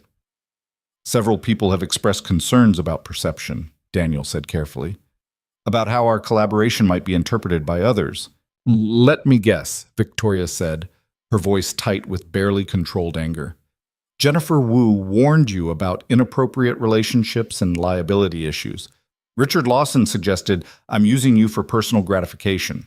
And various anonymous sources have been leaving helpful notes about the dangers of getting too close to power. Daniel's silence was answer enough. Victoria stood and walked to her windows, her back rigid with tension. Do you know what's fascinating about corporate politics? The same people who criticize women for being cold and unapproachable will also destroy us the moment we show genuine human connection with male colleagues. We're supposed to be leaders, but not too powerful. Mentors, but not too invested. Professional, but not too distant. And heaven forbid we actually respect and value a talented employee who happens to be male and younger than us. That must obviously be sexual attraction disguised as professional judgment. She turned to face Daniel, and he was startled by the raw frustration in her expression. I've spent 15 years proving myself in boardrooms full of men who assumed I succeeded through charm rather than competence. I've watched male CEOs mentor younger employees without anyone questioning their motives. I've seen men half as qualified as me get promoted based on potential, while I had to demonstrate results before anyone would take me seriously. And now, when I finally have the authority to recognize actual talent and elevate people based on merit, I'm accused of letting personal feelings cloud my professional judgment. I don't think you've let feelings cloud anything, Daniel said quietly. Don't you? Victoria challenged. Because I've been questioning my own motivations for weeks now, asking myself if I promoted you because your work was exceptional, or because you're someone who looks at me like I'm more than just a title and a quarterly earnings report. Someone who challenges me intellectually instead of just agreeing with everything I say. Someone who... She stopped abruptly, catching herself. The silence stretched between them, heavy with everything unsaid. Someone who what? Daniel asked, his voice barely above a whisper. Victoria shook her head. This is exactly what everyone's warning us about. These conversations that start professional and drift into territory that feels too personal. These moments where the boundaries blur and we forget that we're CEO, an employee, before we're anything else. What if the boundaries are blurring because there's something real here? Daniel said before he could stop himself. Something beyond just professional respect? Then we ignore it, Victoria said firmly, because acting on it would be disastrous for both of us. I'm your boss. I control your salary, your projects, your career trajectory. Any relationship beyond professional collaboration creates a power dynamic that's inherently problematic, regardless of how equal it might feel to us personally. So we just pretend there's nothing here, Daniel challenged. There is nothing here, Victoria insisted, but the slight tremor in her voice betrayed her.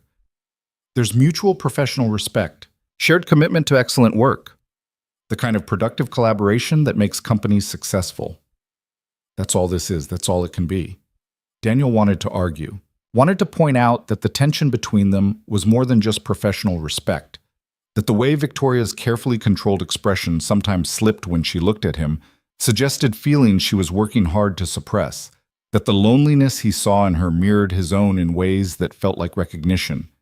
But he also had a daughter depending on him for stability, a career he'd worked desperately to build, a promotion that could transform his life if he didn't destroy it by crossing lines that couldn't be uncrossed. You're right, he said finally. I apologize for suggesting otherwise. Relief and something that might have been disappointment crossed Victoria's face. The reason I called this meeting is to discuss the restructuring plan going forward. We've proven the strategic creative division model works with the Meridian Win. I want to expand it, bring in more senior talent, build out a full team that can handle multiple major accounts simultaneously. She pulled up an organizational chart that showed Daniel's current position evolving into something larger, with a team of creatives reporting to him and several major clients under his purview. This would be a significant promotion, Victoria continued, her voice carefully professional. VP of Strategic Creative, salary increase of 40%, full team autonomy, direct client relationships without intermediary approval processes. Daniel stared at the chart. It was everything he'd been working toward: real leadership, financial security, the kind of title that would open doors for the rest of his career. However, Victoria continued, this promotion would also require us to formalize the reporting structure to eliminate any appearance of favoritism or conflict of interest. You'd report directly to the board for project oversight, with me providing strategic direction, but not direct supervision. It creates appropriate distance while maintaining our ability to collaborate on major initiatives. You're removing yourself from my reporting line, Daniel said slowly. I'm protecting both of us, Victoria corrected. This way, your success or failure is clearly attributable to your own work rather than my influence. No one can claim you're benefiting from inappropriate favoritism, and we both have the professional space to do our jobs without constant scrutiny of our working relationship. It was a smart solution, a strategic move that would silence the rumors and create the boundaries everyone kept insisting they needed. So why did it feel like loss? When would this take effect? Daniel asked. Immediately, Victoria said. The board meeting to approve the restructuring is next week. Assuming they sign off, and I have no reason to believe they won't, you'd transition to the new role by the end of the month. That's fast. The situation requires speed, Victoria said, and Daniel understood she wasn't just talking about business strategy. He nodded. Then I accept. Thank you for the opportunity. You've earned it, Victoria said, then more softly. And Daniel? I want you to know that regardless of what rumors people spread or what conclusions they draw, I've never once regretted promoting you. Your work has been exceptional. Your strategic thinking has elevated this entire department, and the success we've achieved together has been the result of genuine professional collaboration, not anything inappropriate. I know that, Daniel said. Do you? Victoria held his gaze. Because I need you to know it, to believe it, to not let other people's cynicism make you doubt the legitimacy of what you've accomplished here. There was something vulnerable in her expression, a rare crack in the armor that made Daniel see her clearly, not as the intimidating CEO or the brilliant strategist, but as a woman who'd spent her entire career having her accomplishments questioned and her motivations doubted, and who was now watching it happen to someone she'd chosen to mentor. I believe it, Daniel said firmly, and I'm grateful for everything you've taught me about leading with integrity instead of just protecting my position. Victoria's smile was small but genuine. You should get back to work. I'm sure your team is wondering why you're having private meetings with the CEO at 7 a.m. The gentle mockery in her tone made Daniel smile despite the weight of everything they'd discussed. I'll tell them you were interrogating me about my project timelines. Good plan, Victoria said. much more believable than the truth. Which is? Daniel asked. Victoria's expression shifted, becoming unreadable again. That sometimes the hardest part of leadership is maintaining appropriate boundaries with people you genuinely respect. Now go. We both have actual work to do. Daniel left her office with his mind spinning, the promotion both triumph and warning, the professional distance both necessary and painful. The following weeks blurred into a chaos of transition meetings, team building, and the careful navigation of new power dynamics. Daniel assembled his strategic creative team from a mix of hungry junior talent and experienced freelancers from outside Stratton, deliberately avoiding anyone whose loyalty to Richard Lawson might create internal conflicts. The promotion was announced in a company-wide email that sparked immediate speculation and barely concealed resentment. Daniel endured congratulations that felt like accusations, celebrations that masked judgment, and the constant awareness that every success would be attributed to Victoria's favoritism rather than his own capabilities. But the work helped. Focusing on building campaigns, managing clients, developing his team gave him purpose that transcended office politics. And slowly, the new reporting structure created the professional distance Victoria had insisted they needed. They still collaborated on major strategic initiatives, but always with other executives present. They still met to discuss project developments, but in conference rooms with glass walls and open doors. They maintained perfect professional decorum that gave observers nothing to speculate about except the quality of their work. It should have been enough, should have eliminated the tension and the rumors and the dangerous awareness that had been building between them. Instead, the enforced distance made Daniel more aware of Victoria's presence, not less. Made him notice the moments when their eyes met across conference rooms and held a beat too long. Made him conscious of the careful space they maintained between them, like dancers who knew exactly how close they could come without touching. 3 weeks after the restructuring, Stratton Creative threw a celebration for the Meridian campaign launch at an upscale hotel downtown, the kind of corporate event designed to impress clients and reward employees while maintaining careful professional boundaries.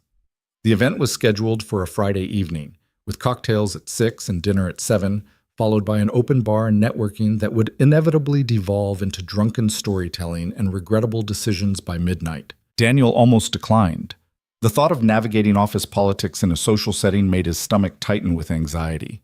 But Maya was spending the weekend with her grandmother, and refusing to attend his own campaign's celebration party would create more speculation than showing up. He arrived fashionably late at 6:30, wearing the one good suit he owned and feeling desperately out of place among colleagues who seemed to have unlimited budgets for designer clothing and expensive accessories. The hotel lobby was everything his Meridian campaign had promised: elegant architecture, sophisticated lighting, the sense of possibility and transformation that made guests feel like better versions of themselves. Victoria was already there, holding court with a group of senior executives and major clients, her cocktail dress making her look simultaneously more approachable and more untouchable than her usual severe business suits. Daniel watched her work the room with practiced ease, charming clients with precisely calculated warmth, managing conversations with the skill of someone who'd attended 1,000 corporate events and mastered every nuance of professional networking. He grabbed a drink from the bar and positioned himself strategically near his team, engaging in safe conversations about upcoming projects and avoiding any situation that might create awkward speculation. For 2 hours, he successfully navigated the event without incident. He made small talk with clients, congratulated his team members, and maintained careful distance from Victoria, except for one brief exchange about quarterly projections that was witnessed by enough people to be safely professional. Then the formal dinner ended and the real drinking began. Daniel had switched to water after his second cocktail, aware that maintaining control was crucial when surrounded by colleagues looking for ammunition. But others had no such restraint. The open bar created predictable chaos, junior employees getting louder and less filtered, senior staff becoming more candid about office politics, and the general atmosphere shifting from professional networking to something looser and more dangerous.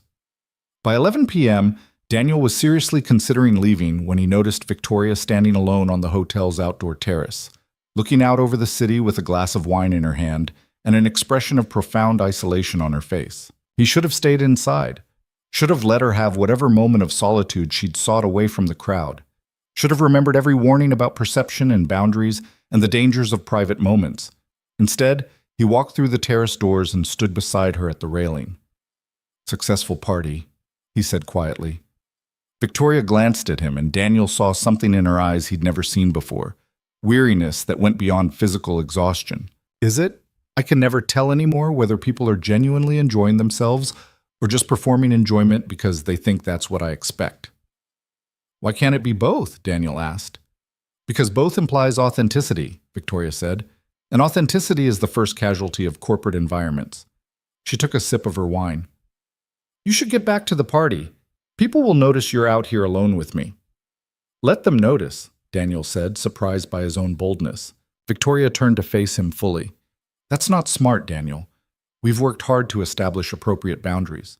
Don't undermine that because you feel sorry for me standing alone at my own company's party." "I don't feel sorry for you," Daniel said honestly. "I'm just wondering why the woman who built 2 companies and turned around Stratton's declining fortunes is standing out here alone instead of celebrating her own success. Because celebrating alone is safer than celebrating with people who smile at you while planning your eventual downfall," Victoria said with brutal honesty. She seemed to catch herself, and something shifted in her expression. "I've had too much wine. Ignore everything I just said." "How much have you had?" Daniel asked, suddenly concerned. 3 glasses? Maybe 4. Victoria set her glass on the terrace railing with exaggerated care. "I don't typically drink at corporate events, but tonight I needed—" She stopped. "I don't know what I needed. Distance from my own thoughts, maybe." Daniel watched her with growing worry. Victoria's words weren't slurred, but her usual precise control had frayed at the edges. Her movements were just slightly too careful, her expression less guarded than he'd ever seen it. "Why don't I call you a cab?" he suggested. "The party's winding down anyway." "Always so responsible," Victoria said, and there was something in her tone that Daniel couldn't quite identify. "Always doing the right thing. The appropriate thing. Don't you ever want to do something wildly inappropriate, Daniel? Something that everyone would disapprove of, but that would feel honest for once?" The question hung between them, loaded with implications that made Daniel's pulse quicken. "I should call that cab," he said, pulling out his phone. "Wait," Victoria said, and her hand touched his arm, the first time she'd deliberately touched him in weeks. "I need to tell you something, before I lose the courage or regain the sense to keep it to myself." "Victoria, when I promoted you," she interrupted, her voice quieter now, "everyone assumed it was favoritism, inappropriate attraction, poor judgment clouded by personal feelings. And I spent weeks analyzing my own motivations, questioning whether they were right, whether I'd compromised my professional integrity for someone I found." She stopped, shaking her head. "But here's what I realized. They were wrong about the timing, but right about the feelings. I didn't promote you because I was attracted to you, but somewhere in the process of working together, of seeing how brilliant you are, how dedicated, how genuine, I started developing feelings I had no business developing. And now I don't know what's worse, that everyone assumed something inappropriate from the beginning, or that they might have been prescient about where things were heading." Daniel felt his breath catch. "You're drunk. You don't mean this." "I'm buzzed," Victoria corrected, "which means I'm saying things I'd normally have the self-control to suppress. But that doesn't make them less true." She stepped closer, and Daniel became acutely aware of how alone they were on the terrace, how the city lights created intimate shadows, how her dress and proximity and vulnerability were testing every boundary he'd tried so hard to maintain.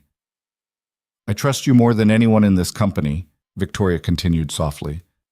"More than I've trusted anyone in longer than I can remember. And that terrifies me because trust makes you vulnerable. And vulnerability is dangerous," Daniel finished. "Fatal," Victoria corrected. "In my world, vulnerability is fatal." She was close enough now that Daniel could see the wine flush on her cheeks, could smell her perfume mixed with the crisp autumn air, could see the loneliness and longing in her eyes that mirrored his own.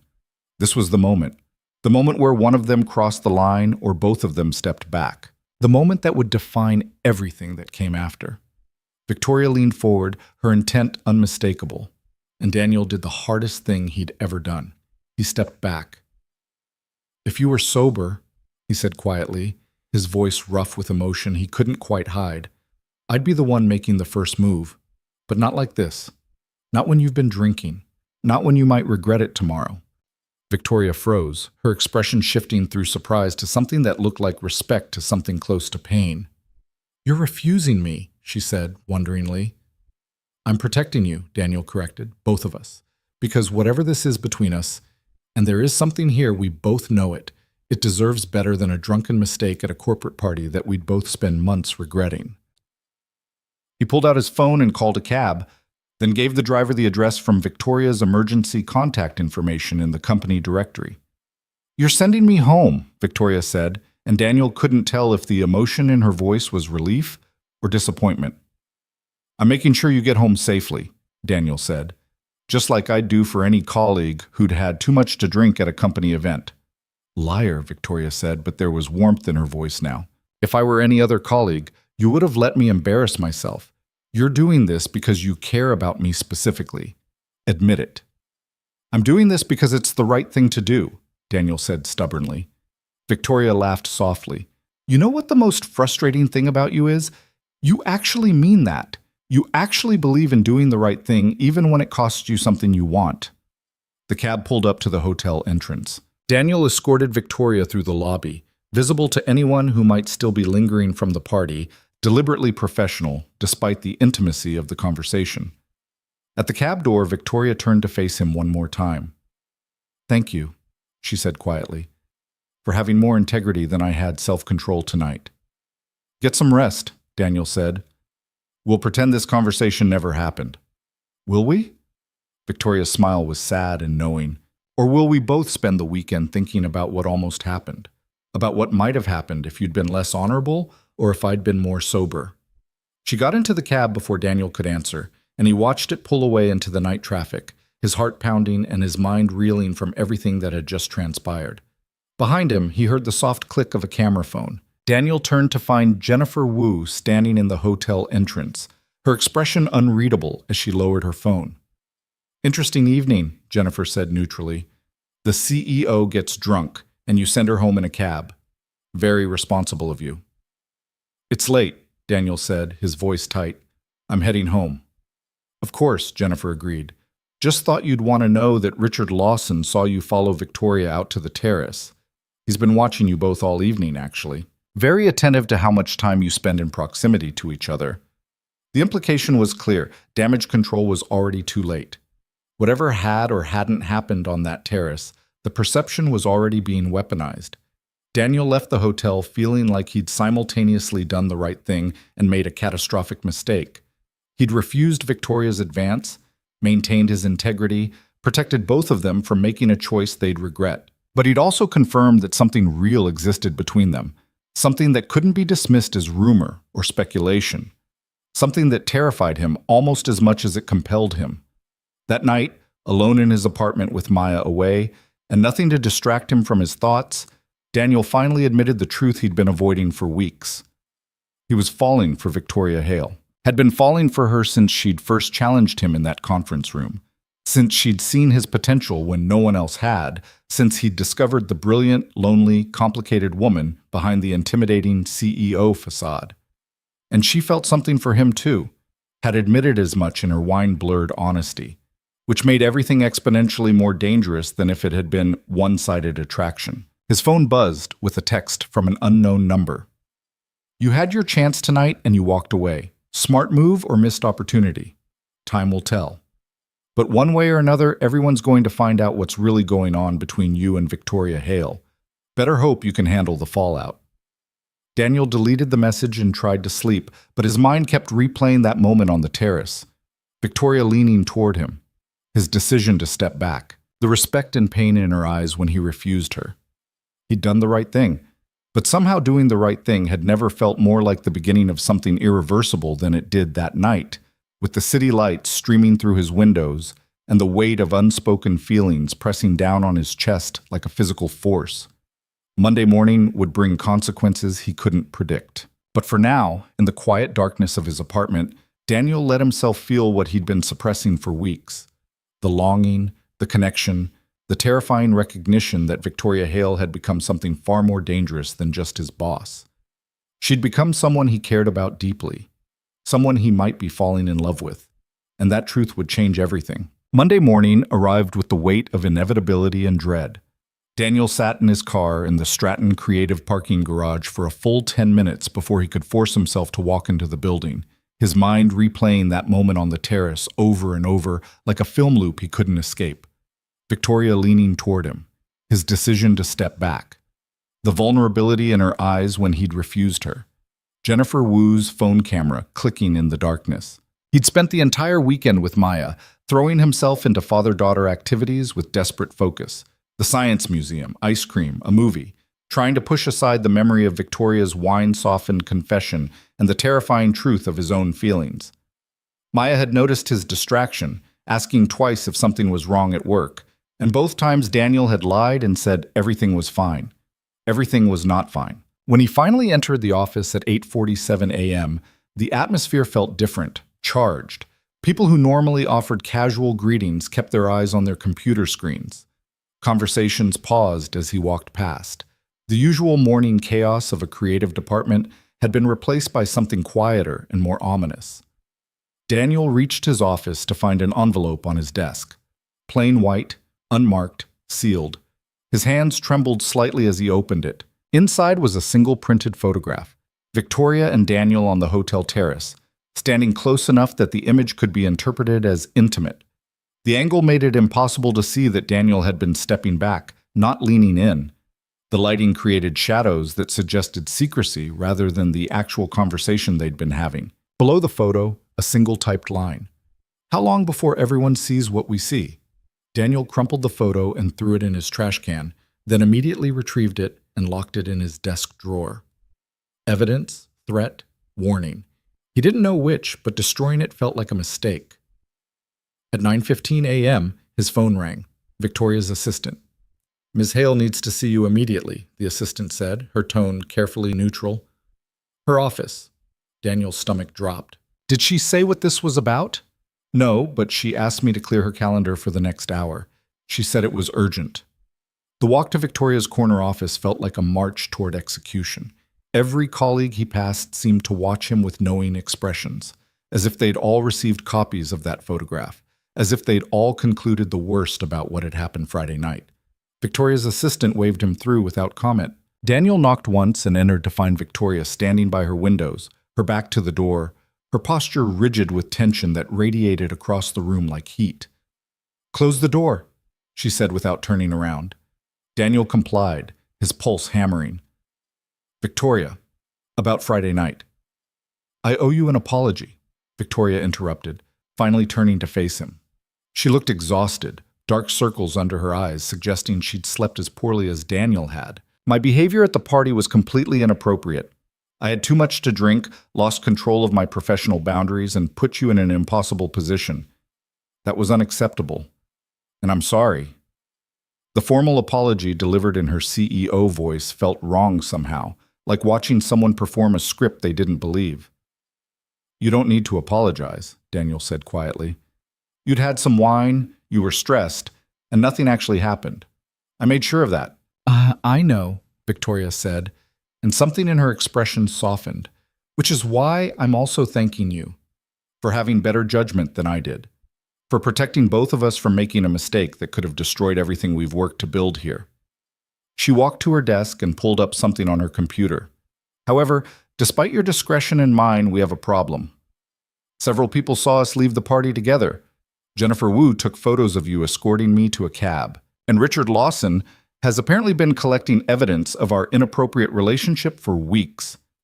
Victoria turned her screen toward Daniel, showing an email chain that made his blood run cold. Richard had been systematically documenting every private meeting, every closed-door conversation, every moment that could be interpreted as favoritism or inappropriate intimacy. He'd built a timeline that made their professional relationship look like a calculated seduction, with Victoria using her power to manipulate a younger employee and Daniel leveraging attraction to advance his career. "This went to the board this morning," Victoria said flatly, "along with a formal complaint alleging that I've created a hostile work environment through favoritism, that I've violated company ethics policies regarding relationships with direct reports, and that my judgment has been compromised by personal involvement with you." Daniel felt sick. What does this mean? It means the board has called an emergency meeting for Wednesday to review the allegations and determine whether my continued leadership is appropriate. Victoria's voice remained steady, but Daniel saw the fear beneath her composure. It means everything I've built here is at risk because I was stupid enough to let personal feelings interfere with professional judgment. You didn't let personal feelings interfere with anything, Daniel protested. Every decision you made about me was based on the quality of my work. The Meridian campaign proves that. The results prove that. Results don't matter if the process is compromised, Victoria said. That's basic corporate ethics. If I promoted you because I was attracted to you rather than purely because of merit, then every success you've achieved becomes suspect. Every campaign you've led gets reframed as favoritism rather than earned opportunity. She sat down heavily in her chair, and for the first time since Daniel had known her, Victoria Hale looked defeated. I've spent my entire career fighting the assumption that women in power make decisions based on emotion rather than logic, and now I've handed my enemies exactly the ammunition they needed to prove that assumption correct. This isn't your fault, Daniel said firmly. Richard Lawson has been trying to undermine you since the day you arrived. This complaint isn't about ethics. It's about him protecting his territory and punishing you for elevating someone outside his control. That doesn't make it less effective, Victoria said. The board takes ethics violations seriously. If they believe there's even a possibility that I've been showing inappropriate favoritism, they'll remove me as CEO to protect the company from liability. And they'll probably force you out too, to eliminate any appearance of impropriety. Daniel felt the walls closing in. There has to be something we can do. There is, Victoria said quietly. You resign. Immediately. Before the board meeting. You make a statement that you're leaving Stratton to pursue other opportunities, that working here has been a valuable experience, and that you're grateful for the mentorship you received. You remove yourself from the situation completely, which eliminates the ethical concern about our working relationship. No, Daniel said immediately. It's the only way to protect both our careers, Victoria insisted. If you're gone, Richard's complaint loses its foundation. The board can't accuse me of favoritism towards someone who no longer works here. They can't claim ongoing impropriety if there's no ongoing relationship. Your resignation solves the problem. My resignation proves we're guilty, Daniel argued. It confirms every rumor, validates every accusation, and destroys both our professional reputations. You'll be the CEO who drove away talented employees through inappropriate relationships. I'll be the opportunist who slept his way to a promotion and then fled when caught. That's the narrative resignation creates. Victoria was silent for a long moment. Then what do you suggest? I suggest we fight, Daniel said. We document every professional decision, justify every promotion, demonstrate clear business rationale for every project assignment. We prove that our working relationship has been entirely about results, not feelings. We make them show actual evidence of impropriety instead of just circumstantial speculation. And Friday night? Victoria asked quietly. When I propositioned you on a hotel terrace where multiple people could have witnessed it, how do we explain that? You had too much to drink at a company party and said things you regretted, Daniel said. I refused your advance, called you a cab, and made sure you got home safely. That's not evidence of an inappropriate relationship. That's evidence of someone maintaining professional boundaries even when it would have been easier not to. Victoria studied him with an expression Daniel couldn't quite read. You're willing to risk your career to fight this? To defend me publicly when walking away would be so much safer? I'm willing to fight for the truth, Daniel said, which is that you're the best CEO this company has had in years, that every decision you've made has been strategically sound, and that I earned my position through work that anyone objective would recognize as exceptional. I won't let Richard Lawson rewrite that reality just because he can't accept being outperformed by someone younger. For several seconds, Victoria didn't speak. When she finally did, her voice was rough with emotion. Why are you doing this? Defending me could destroy your entire career. You have Maya to think about, financial stability to protect. You could walk away right now with excellent references and job offers from a dozen agencies. Why risk all of that for me? Because I'm falling in love with you, Daniel thought, but didn't say. Because you're brilliant and lonely and deserving of someone who'll stand beside you instead of abandoning you when things get difficult. Because the thought of you facing this alone makes me physically ill. Because it's the right thing to do, he said instead. And because someone once told me that the hardest part of leadership is maintaining integrity when it would be easier to compromise. I learned that from you. Victoria's eyes glistened with unshed tears, and Daniel saw her struggle to maintain the composure that had defined her entire professional life. You're either the most honorable person I've ever met, or the most foolish. I haven't decided which. Maybe both, Daniel said with a slight smile. Definitely both, Victoria agreed, and for just a moment the tension between them eased into something that felt almost like partnership. The moment shattered when Victoria's phone buzzed with an urgent message. She glanced at the screen and her expression hardened. The board has moved the meeting to tomorrow morning, 10 a.m. They want both of us present to address the allegations directly. Tomorrow? Daniel's mind raced. That gives us less than 24 hours to build our defense. Which is exactly the point, Victoria said grimly. They're trying to catch us unprepared, hoping we'll make mistakes or contradictions that support Richard's narrative. This isn't a fact-finding meeting. It's an ambush designed to justify a decision they've already made. She stood and walked to her windows, looking out over the city with the kind of strategic focus Daniel had seen her apply to impossible business challenges. We need documentation. Every email regarding your projects, every performance review, every client feedback report. We need to build an irrefutable paper trail that demonstrates your promotions were merit-based, not favoritism. I'll pull everything from my files, Daniel said. I'll do the same from my end, Victoria said. We'll meet tonight, somewhere off-site, away from office observation, and compile everything into a coherent defense. We'll anticipate their questions and prepare responses that are factual, professional, and impossible to refute. Where should we meet? Daniel asked. Victoria hesitated. My apartment, 7 p.m. It's private, secure, and we can work without worrying about who's watching or listening. She met his eyes. I know how that sounds given the allegations. But this is too important to let appearances dictate strategy. Daniel nodded. Send me the address. I'll be there. After leaving Victoria's office, Daniel spent the day assembling documentation with obsessive precision.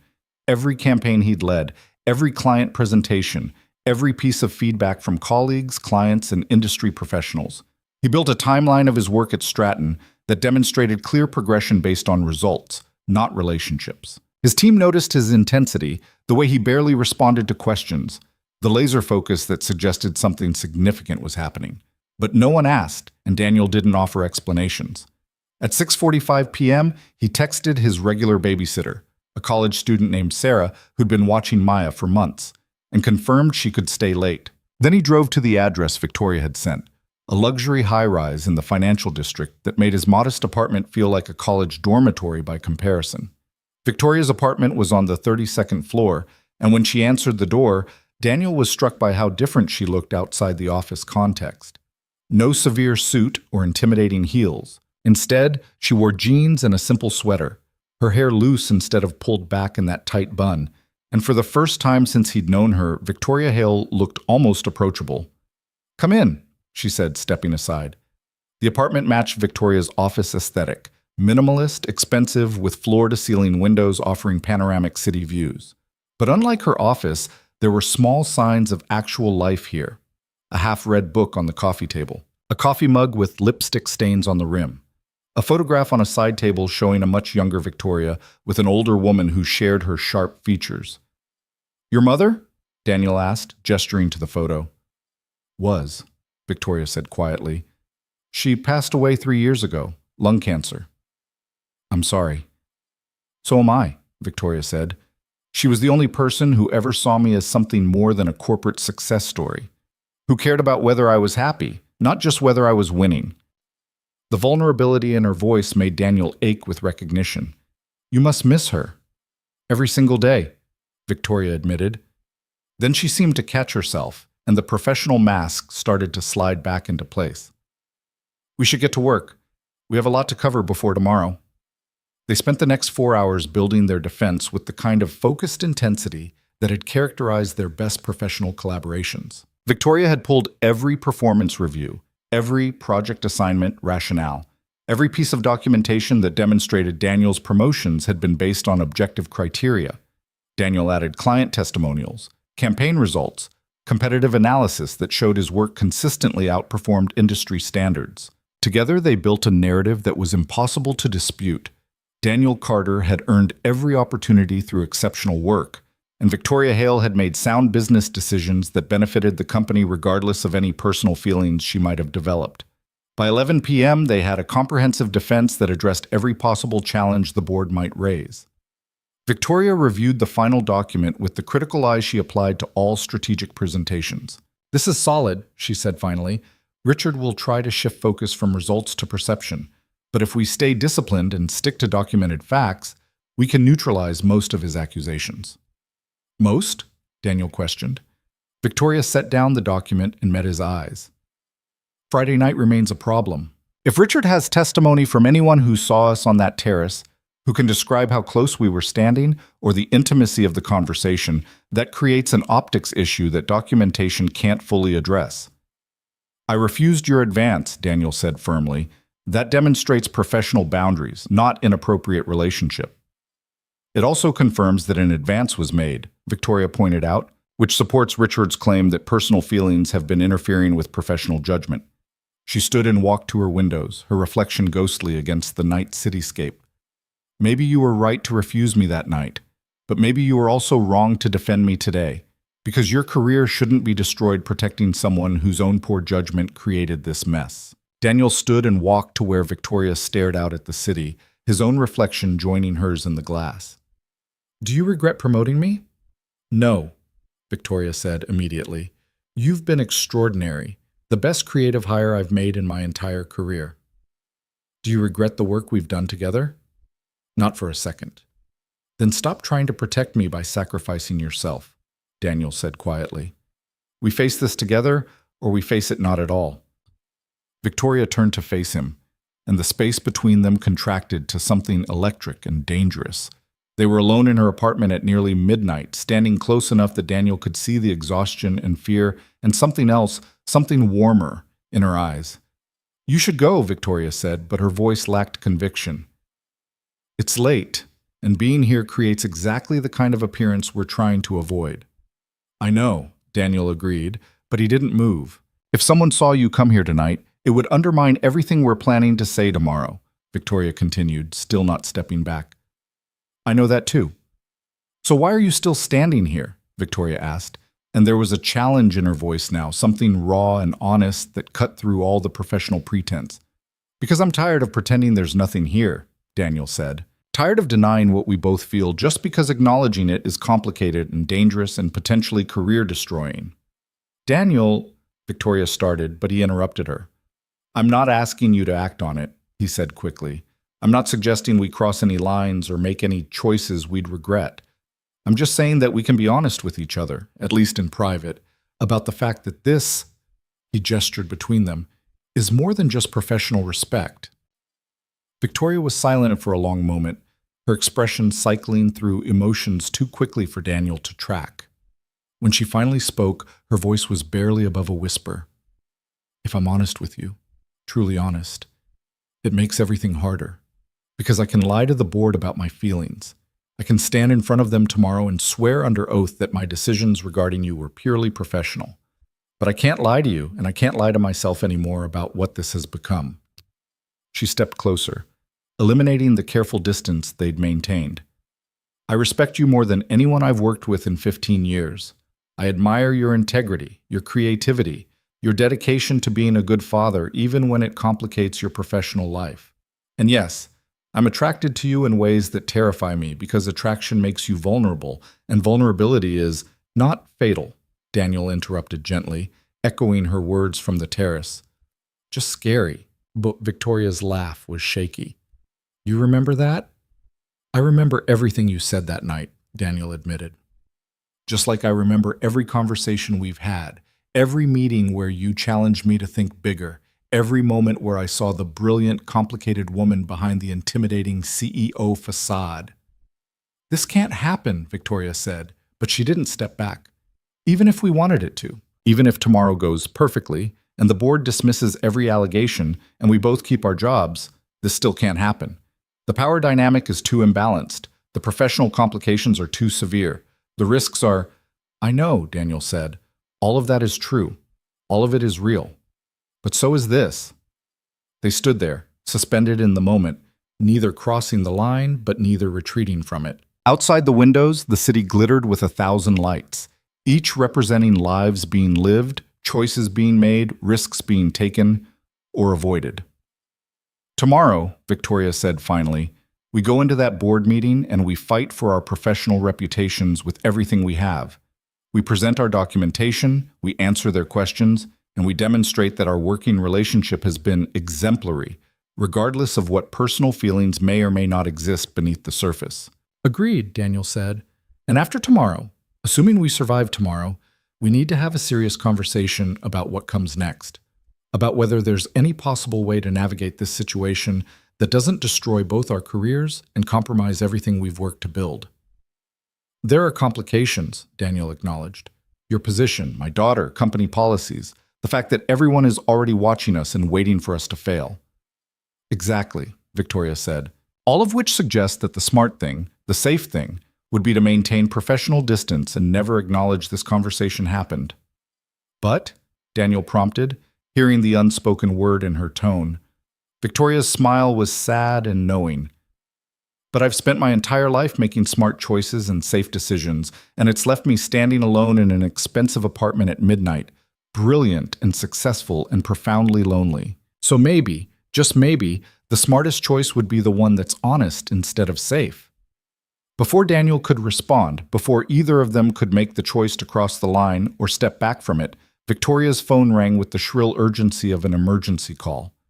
She glanced at the screen and her expression shifted to alarm. It's my assistant, at midnight. This can't be good. Victoria answered on speaker. What's wrong? I'm so sorry to call this late. Miss Hale, the assistant said, her voice tight with stress. But you need to know that Richard Lawson has leaked the allegations to the media. There's a story breaking on the business news sites right now about inappropriate relationships at Stratton Creative. Your name and Daniel Carter's name are both mentioned. It's bad. Victoria's face went pale. Send me the link. 30 seconds later, they were both staring at Victoria's laptop screen, reading a sensationalized article that painted their professional relationship as a tawdry office affair. The headline read, CEO accused of favoritism in alleged romance with junior employee. The article included quotes from anonymous sources describing late-night meetings, private conversations, and the rapid promotion of an unqualified employee who'd supposedly used personal charm to manipulate his way into senior leadership. He's destroying us, Victoria said, her voice hollow. Richard leaked this to poison public opinion before tomorrow's board meeting. Now, even if we prove we did nothing wrong, the story is already out there. The damage is already done. Daniel felt rage building in his chest. This is slander. We can sue. We can't do anything, Victoria interrupted flatly. Fighting this publicly just keeps the story alive. Denying it makes us look defensive and guilty. The only way to kill a story like this is to stop giving it oxygen, but that means letting people believe whatever they want to believe about us. She closed her laptop and walked back to the windows, her shoulders rigid with tension. I've lost companies before, built them, sold them, moved on. But this is different. This is my reputation, my integrity. The thing that's defined my entire career is now being questioned by thousands of people who will never hear the truth, because scandal is always more interesting than exoneration. Daniel stood beside her, wanting desperately to offer comfort, but knowing that any physical contact right now would only confirm the worst assumptions people were making about them. We fight, he said quietly. Tomorrow in that board meeting, we present the truth, and then we hold our heads high, and we keep doing exceptional work until the scandal becomes yesterday's news and people start paying attention to results again. You're an optimist, Victoria said, but there was warmth in her voice. I'm a single father who's had to rebuild his life from nothing, Daniel corrected. I know what it's like to have people judge you, to assume the worst, to write you off before you've had a chance to prove yourself. And I know that the only response that matters is continuing to show up and do the work anyway. Victoria turned to look at him, and in her eyes Daniel saw something he'd never seen before. Hope mixed with fear, mixed with the kind of vulnerability that comes from letting someone see you completely. Thank you, she said simply, for standing with me, for refusing to run when running would be so much easier, for seeing me as more than just the intimidating CEO everyone else is terrified of. I see exactly who you are, Daniel said. Brilliant and driven and uncompromising, but also human, lonely, scared sometimes, deserving of someone who values you for more than just your success. The moment stretched between them, heavy with everything they wanted to say and couldn't, everything they wanted to do and shouldn't. You should go home, Victoria said finally. It's after midnight, and we both need whatever sleep we can get before tomorrow. Will you be okay? Daniel asked. Victoria's smile was tired but genuine. I've survived worse than Richard Lawson and a media scandal. I'll survive this too. The question is whether we'll survive it together or whether tomorrow's board meeting ends both our careers at Stratton.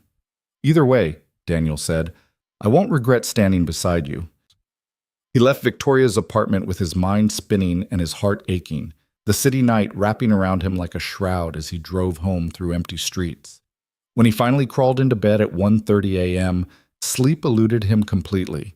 His mind kept replaying Victoria's confession, that raw moment of honesty when she'd admitted the feelings neither of them could safely acknowledge. The next morning arrived with gray skies that matched Daniel's mood. He dressed in his best suit, kissed Maya goodbye with extra fierceness, and drove to Stratton Creative with the grim determination of someone heading into battle. The office was unusually quiet when he arrived at 9 a.m. People who normally would have greeted him kept their eyes averted. Conversation stopped when he walked past. The leaked news story had clearly made its way through the company overnight, and everyone had already formed their opinions about what was really happening between Victoria Hale and Daniel Carter. At 9:45, Daniel received a text from Victoria. Board meeting in 15 minutes. Conference room A. Remember, stick to facts, maintain composure, don't let them make this emotional. We present the truth and let the documentation speak for itself. Daniel replied, see you there. Conference room A was Stratton's largest and most formal space, reserved for board meetings and high-stakes client presentations. When Daniel entered at 9:58 a.m., he found Victoria already seated at the far end of a massive table, her expression professionally neutral, but her hands clasped tightly enough that her knuckles had gone white. Around the table sat the 5 members of Stratton Creative's board of directors, along with Richard Lawson, wearing an expression of barely concealed satisfaction, and Jennifer Wu looking professionally sympathetic but politically calculating. The board chair, a silver-haired man named Robert Morrison, who'd been with Stratton since its founding, gestured for Daniel to sit. Thank you both for being here, Morrison began, his tone suggesting this was anything but a thank you situation. I'm sure you're both aware of the allegations that have been raised regarding inappropriate conduct and favoritism. This meeting is an opportunity for you to respond to those allegations and provide any documentation or context that might clarify the situation. We appreciate the opportunity, Victoria said calmly. Daniel and I have prepared comprehensive documentation that demonstrates our working relationship has been entirely professional and that all promotion decisions were based on objective performance metrics rather than personal favoritism. She pushed a thick folder across the table. This includes every performance review for Daniel Carter since he joined Stratton, every client feedback report, every campaign result demonstrating his exceptional work, and detailed business rationale for each promotion he received. I believe you'll find that his advancement was not only justified but conservative given the quality of his contributions. Morrison opened the folder and began reviewing the contents while other board members leaned in to examine the documentation. For several minutes, the only sound in the conference room was the rustle of papers and the ticking of the wall clock marking each agonizing second. Finally, Morrison looked up. This documentation is certainly thorough. However, it doesn't address the fundamental ethical concern about a CEO developing personal feelings for a direct report and whether those feelings influenced professional decisions, consciously or unconsciously. My personal feelings, or lack thereof, are irrelevant to the business outcomes, Victoria said firmly. Daniel Carter's work speaks for itself. The Meridian Hotels account alone represents the largest client acquisition in company history. His strategic creative approach has been adopted by multiple clients and has generated measurable revenue growth. These are objective facts that exist independent of any speculation about my motivations. Nevertheless, Richard Lawson interjected, the appearance of impropriety creates risk for the company. Even if Ms. Hale believes her decisions were merit-based, the perception among staff and clients is that favoritism has been shown. That perception undermines morale, creates hostile work environment concerns, and exposes Stratton to potential litigation from other employees who feel they were passed over unfairly. What other employees? Daniel asked sharply. Who specifically has complained about being passed over unfairly? Because I'd be happy to compare my work results against anyone in this department who thinks they deserve the opportunities I received. The specific complaints are confidential, Richard said smoothly, but multiple staff members have expressed concern about the rapid advancement of inexperienced employees based on factors other than qualifications. Then let's compare qualifications, Daniel said, pulling out his own folder. Here's my portfolio from the past year. 23 client presentations, 18 successful pitches, 7 major accounts acquired or retained, client satisfaction ratings averaging 4.8 out of 5, industry recognition including 2 awards for campaign excellence. I'd love to see the portfolio of anyone who thinks those results don't justify advancement. One of the board members, a woman named Patricia Chen, who ran her own marketing consultancy, smiled slightly. Those are impressive results, Mr. Carter. But the concern isn't whether you've done good work. The concern is whether your relationship with Ms. Hale has created an environment where appearance of favoritism undermines organizational integrity. Then let me be absolutely clear, Daniel said, looking directly at the board. Victoria Hale has been the toughest, most demanding supervisor I've ever worked with. She's pushed me harder than anyone else in my career. She's rejected my work when it didn't meet her standards, challenged my assumptions, and held me to performance expectations that were higher than anyone else in the department. If she was showing favoritism, it was the strangest favoritism I've ever experienced, demanding excellence instead of accepting mediocrity. That's a very convenient narrative, Richard said with barely concealed disdain. The hardworking employee and the demanding boss whose mutual respect transformed into something more. I'm sure it makes a compelling story, but the reality is that Miss Hale has systematically elevated you above colleagues with more experience, given you opportunities that should have gone through proper departmental channels, and created a working relationship that appears to outside observers as inappropriate at minimum and potentially predatory at worst. Victoria's control slipped for just a moment, her eyes flashing with fury. Predatory? You're accusing me of predatory behavior toward an adult professional who's done nothing but excel at every task he's been given? I'm describing how this situation appears to observers who aren't personally invested in protecting your reputation, Richard said calmly. And I'm pointing out that regardless of your intentions, your actions have created an ethical situation that the board cannot ignore. Morrison held up his hand, silencing the escalating argument. I think we've heard enough to understand the situation. The board will now deliberate privately and provide our decision by end of day.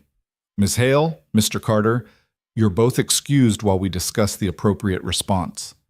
Victoria and Daniel stood, maintaining professional composure while internally both were screaming at the unfairness of being judged on perception rather than performance, on speculation rather than results. They left the conference room and walked to Victoria's office in complete silence, acutely aware that everyone was watching, that every interaction would be analyzed and interpreted through the lens of scandal.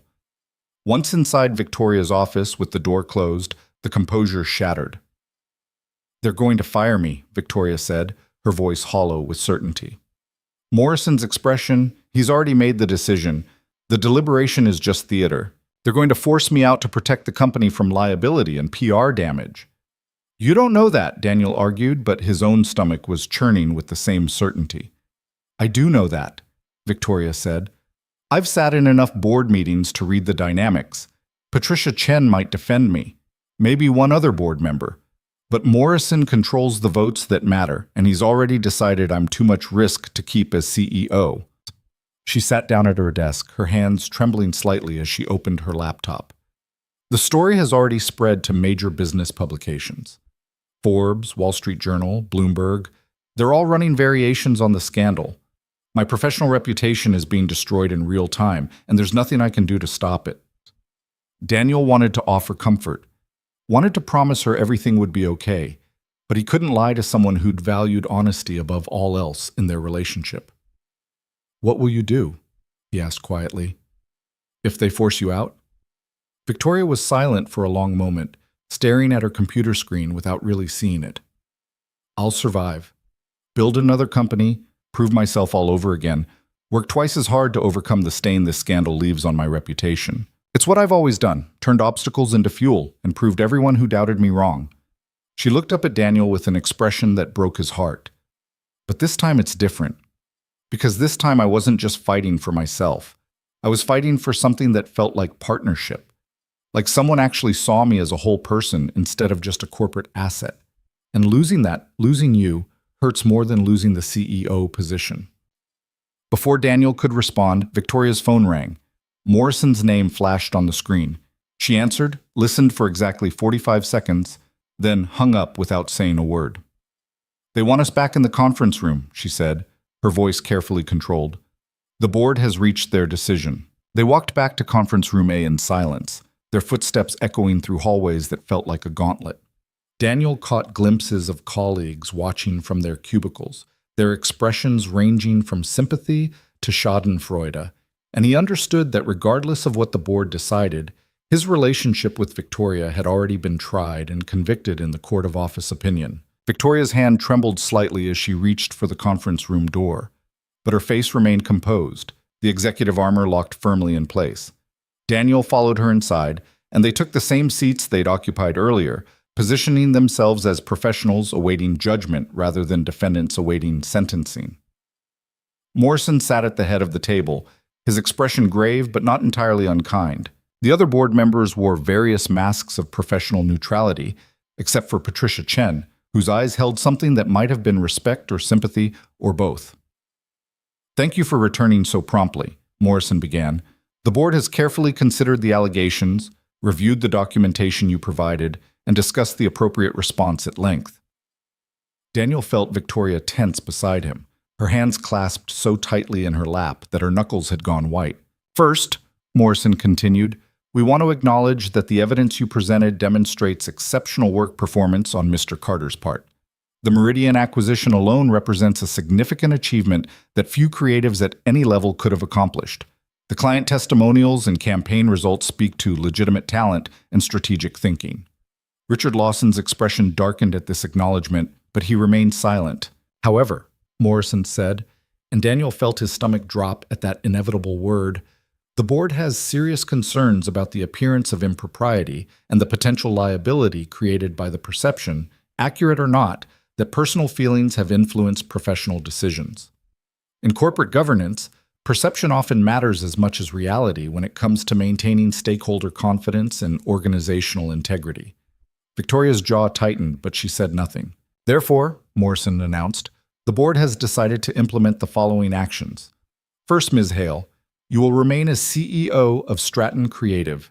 Your leadership has transformed this company's trajectory, and the board believes that terminating you over allegations that lack concrete evidence of actual wrongdoing would be both unjust and strategically foolish. Daniel felt Victoria exhale beside him, a sound of pure relief that she immediately tried to suppress. However, Morrison continued, we are implementing a formal ethics review process and requiring both you and Mr. Carter to participate in independent evaluations with our corporate counsel to ensure that all company policies have been followed and to establish clear guidelines for future interactions. He turned to Daniel. Mr. Carter, the board recognizes your exceptional contributions to this company. We also recognize that you've been placed in an extremely difficult position through no fault of your own. Therefore, we're offering you two options. Daniel's pulse quickened. Option 1. You remain at Stratton Creative in your current role, with the understanding that you will now report directly to the board rather than to Ms. Hale, and that all future interactions between you and the CEO will be documented and subject to ethics oversight. This option allows you to continue the excellent work you've been doing while creating the professional distance necessary to eliminate appearance of impropriety. Morrison paused. Option 2. We provide you with an extremely generous severance package, 12 months salary plus benefits, and outstanding references that acknowledge your exceptional contributions. You would be free to pursue opportunities elsewhere without any stigma attached to your departure. We would publicly frame your exit as a strategic career move rather than anything related to these allegations. Daniel felt the weight of the choice settling on his shoulders. Stay and work under constant scrutiny, with every interaction monitored and analyzed. Or leave with financial security and his professional reputation intact, but abandon Victoria to face the ongoing political warfare alone. Before Daniel could respond, Patricia Chen spoke up. "If I may add something, Mr. Morrison." Morrison nodded his permission. Patricia looked directly at Daniel. "I've run my own agency for 20 years, and I've seen every variety of corporate politics and personal drama that exists in this industry. I've also seen genuine talent, and I know it's rare enough that losing it is always a mistake." She glanced at the documentation spread across the table. "What I see in your work, Mr. Carter, is someone who understands strategic storytelling at a level most creatives never achieve. You don't just make pretty campaigns, you build narratives that transform how clients see themselves and how customers connect with brands. That's not favoritism, that's legitimate excellence." She turned to Morrison. "The board would be making a serious error if we allow office politics and unsubstantiated rumors to drive away someone with this much talent. And we'd be making an equally serious error if we punish Ms. Hale for recognizing and developing that talent simply because she's a woman, working closely with a younger male employee. If this situation involved a male CEO and a female employee, we all know the calculus would be different." The temperature in the room shifted. Several board members shifted uncomfortably in their seats. Richard Lawson's face flushed with barely controlled anger. "The gender dynamics are irrelevant to the ethics concerns," Richard said tightly. "This is about appropriate professional boundaries regardless of who's involved." "Is it?" Patricia challenged. "Because I've watched you, Richard, mentor young creatives for years. I've seen you take promising employees under your wing, give them opportunities, advocate for their promotions. Should we subject all of those relationships to ethics review? Should we question whether personal affinity rather than merit drove your decisions?" "That's completely different," Richard started. "How?" Patricia interrupted. "How is it different except that you're a man and therefore assumed to be making rational professional judgments, while Victoria is a woman and therefore suspected of being emotionally compromised?" The silence that followed was electric with tension. Morrison cleared his throat.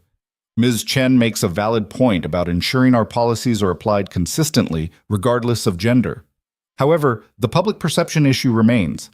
The media coverage has been extensive, and we have a responsibility to our shareholders and clients to address concerns about organizational ethics." "Then address them with transparency rather than capitulation," Patricia said firmly. "Release a statement affirming that the board conducted a thorough investigation, found no evidence of ethical violations, and has full confidence in both Ms. Hale's leadership and Mr. Carter's professional contributions. Make it clear that excellence in business sometimes creates envious speculation, but that this organization values results over rumors." She looked around the table at her fellow board members. "Or we can cave to gossip and political maneuvering, force out talented people to appease critics, and signal to everyone in this company that playing it safe matters more than doing exceptional work. That's certainly an option, but it's not one I can support." Another board member, a venture capitalist named Thomas Way, nodded slowly. "Patricia's right. The optics of forcing out the CEO who turned this company around, or losing the creative talent behind our biggest account acquisition, would be far worse than standing firm against unsubstantiated allegations. We'd look weak and reactive rather than principled." Morrison studied the faces around the table, clearly calculating votes and political consequences. Finally, he turned back to Victoria and Daniel. "It appears the board's consensus is shifting," he said carefully. "Ms. Hale, you retain your position as CEO with our full confidence. Mr. Carter, the board strongly encourages you to remain at Stratton in your current capacity, with the modified reporting structure to eliminate any appearance of conflict of interest. We will issue a public statement today affirming our investigation found no ethics violations and expressing confidence in leadership." He paused, his expression hardening. "However, I want to be absolutely clear with both of you. This is your one chance.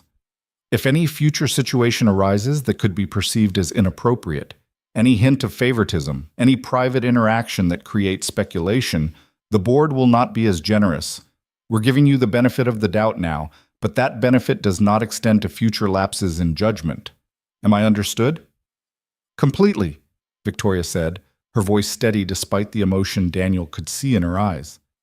Yes, sir, Daniel added. Morrison nodded. Then this matter is closed. Richard, I'd like to speak with you privately after this meeting. The rest of you are dismissed. The implicit rebuke in Morrison's tone made Richard's face go rigid with fury. As the board members filed out, Richard shot Victoria and Daniel a look of pure venom that promised this wasn't over, merely postponed. But Daniel barely noticed. He was too focused on Victoria, who sat perfectly still in her chair even after everyone else had left, her hands finally unclenching as the adrenaline that had sustained her through the meeting began to fade. We survived, Daniel said quietly. We survived, Victoria agreed, and then suddenly she was laughing, a slightly unhinged sound that was equal parts relief and disbelief. We actually survived. Patricia Chen just eviscerated Richard Lawson in front of the entire board. Morrison backed down from firing me, and we get to keep our jobs. With strings attached, Daniel reminded her. Ethics oversight, modified reporting, constant scrutiny of every interaction. Small price for surviving an attempted professional execution, Victoria said. She stood, her legs slightly unsteady, and walked to the conference room windows. Although surviving doesn't solve our actual problem, which is, Daniel asked, though he knew exactly which problem she meant. Victoria turned to face him, and the vulnerability in her expression made his chest ache. That everything Richard accused us of is essentially true. Not the favoritism, your work genuinely earned those promotions, but the personal feelings, the inappropriate attraction, the fact that somewhere in the process of working together, I stopped seeing you as just an employee and started seeing you as someone I genuinely care about. She walked closer to him, her voice dropping to just above a whisper. And the board's decision doesn't change that, doesn't make those feelings go away, or make the situation any less complicated. We still work together. I'm still your CEO, even if you report to the board now. The power dynamics are still problematic. And every interaction we have will be scrutinized for evidence that something inappropriate is happening. So what do we do? Daniel asked. I don't know, Victoria admitted. The smart thing would be to maintain absolute professional distance. Limit our interactions to essential business only. Avoid any situation that could be misinterpreted. Essentially pretend that this conversation isn't happening and that we don't feel what we clearly feel. That's the smart thing, Daniel agreed. What's the honest thing? Victoria smiled sadly. The honest thing is admitting that I haven't stopped thinking about you since that night on the terrace. That walking away from this, from you, feels like the wrong choice, even though it's probably the safe choice. That for the first time in 15 years of building companies and climbing corporate ladders, I've met someone who sees me as more than just my professional accomplishments, and the thought of losing that connection because of office politics makes me want to burn everything down and start over somewhere new.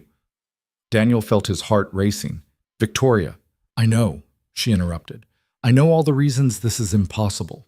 Your daughter, my position, company policies. The fact that everyone is watching us and waiting for us to fail. All of it is real, and all of it matters. But so does this. So do you. She stepped back, creating physical distance even as she spoke words that eliminated emotional distance. I can't ask you to risk your career for me. I can't be the reason Maya's father loses his job and his stability. I can't be that selfish, even though part of me wants to be. What if I want to take that risk? Daniel asked quietly. Then I have to be the adult who protects you from your own generous impulses, Victoria said. Because I've been in this industry long enough to know that workplace romances rarely end well, especially when there's a power imbalance involved. Someone always gets hurt, careers get damaged, and I care about you too much to let that happen. Daniel wanted to argue, wanted to find some solution that would let them explore this connection without destroying everything they'd built. But before he could speak, his phone buzzed with a text from his babysitter. Maya fell at school playground. Nothing serious, but nurse says she needs parent pickup. Can you come? I have to go, Daniel said, showing Victoria the message. Maya's hurt. All the complicated emotion on Victoria's face immediately transformed into genuine concern. Of course, go. Is she okay? The text says nothing serious, but I need to check. Daniel grabbed his jacket. I'll send you an update later. Daniel! Victoria called as he reached the door. When he turned back, she was standing by the windows again, silhouetted against the city skyline. Thank you for standing beside me today, for fighting when you could have run, for being someone I can actually trust in an industry full of people I can't. Always, Daniel said, and meant it with every fiber of his being. He left Stratton Creative and drove to Maya's school with his mind spinning through everything that had happened. The board meeting, Victoria's confession, the impossible situation they found themselves in. But when he arrived at the school and saw Maya sitting in the nurse's office with a scraped knee and tear-stained face, everything else faded to background noise. Dad! Maya launched herself into his arms with the force of someone who'd been holding herself together until a safe person arrived. Hey, sweetheart, Daniel said gently, examining her injury. Nurse Jenkins says you took a tumble? I was on the monkey bars and my hand slipped, Maya said, her voice still shaky. It doesn't hurt that much, but everyone was staring and I just wanted you to come get me. Well, I'm here now, Daniel assured her. And you know what? I think this calls for ice cream and an afternoon off from school. What do you say? Maya's face brightened considerably. Really? Even though it's Monday? Especially because it's Monday, Daniel said. Sometimes you just need your dad to rescue you from a bad day, and that's what I'm here for. He signed Maya out of school and took her to their favorite ice cream shop, where she ordered a triple scoop with extra sprinkles and told him the complete story of her monkey bar adventure with the dramatic embellishment only an 8-year-old could provide. Dad? Maya asked between bites of ice cream. Are you in trouble at work? Daniel's stomach clenched. What makes you ask that, sweetheart? Because you've been sad for a while now, and worried. And this morning you hugged me extra tight like you were scared something bad might happen. Maya's perceptiveness was sometimes terrifying. Did something bad happen? Daniel considered how to answer honestly without burdening her with adult complications. Work has been challenging lately. Some people weren't happy about my promotion, and they tried to cause problems for me and for my boss. But we talked to the important people today and explained the truth, and everything is going to be okay. Is your boss nice? Maya asked. Victoria? Yes. She's very smart and she helped me become better at my job. Do you like her? The question hung in the air, innocent but loaded with implications Maya couldn't possibly understand. Yes, Daniel said carefully. I respect her a lot. She's been a good mentor. Maya studied him with those two wise eyes. Mrs. Patterson says that when grown-ups talk about respecting someone in that special voice, it usually means they like them in the way that makes people want to hold hands and stuff. Daniel nearly choked on his coffee. Mrs. Patterson talks about that with third graders. She was talking about her husband, Maya explained. She said she respected him before she loved him, and respect is really important for relationships. Is that true? Very true, Daniel agreed, grateful for the shift away from Victoria specifically. So if you respect your boss, does that mean you might want to date her? Maya asked with the blunt directness of children who haven't learned to dance around uncomfortable topics. Daniel took a breath. It's complicated, sweetheart. Victoria is my boss, which means there are rules about whether we can date. And even if there weren't rules, I'd have to think very carefully about what's best for you and for my career before making any decisions like that. But if there weren't rules and you didn't have to worry about your career, Maya pressed, would you want to date her? Daniel looked at his daughter, smart, perceptive, deserving of honesty even when honesty was complicated. Maybe, he admitted, but you'll always be my first priority, Maya. Always. Any decision I make about dating or relationships has to be good for both of us, not just for me. Maya considered this while finishing her ice cream. I think you should date her if you want to, she said finally, because you're always taking care of me and making sure I'm happy, but you should get to be happy too. And if Victoria makes you smile the way you've been smiling when you talk about work, then maybe she's good for both of us. The simple wisdom of it nearly broke Daniel's heart. When did you get so smart?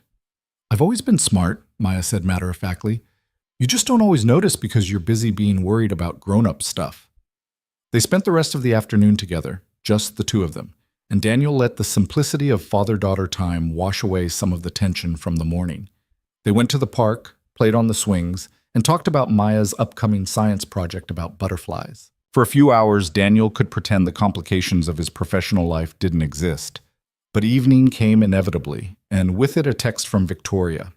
"How's Maya?" Daniel replied, "She's fine. Scraped knee, bruised pride, but nothing serious. We played hooky this afternoon, and she's already planning her next monkey bar conquest." Victoria's response came quickly. "She sounds resilient, like her father." Then after a pause, the board issued their statement. Professional, supportive, basically says investigation found no wrongdoing and company has full confidence in leadership. Media coverage should die down now that there's no conflict to report. Daniel: "That's good news." Victoria: "Yes. Though Richard looked like he wanted to set the building on fire when Morrison dressed him down after the meeting.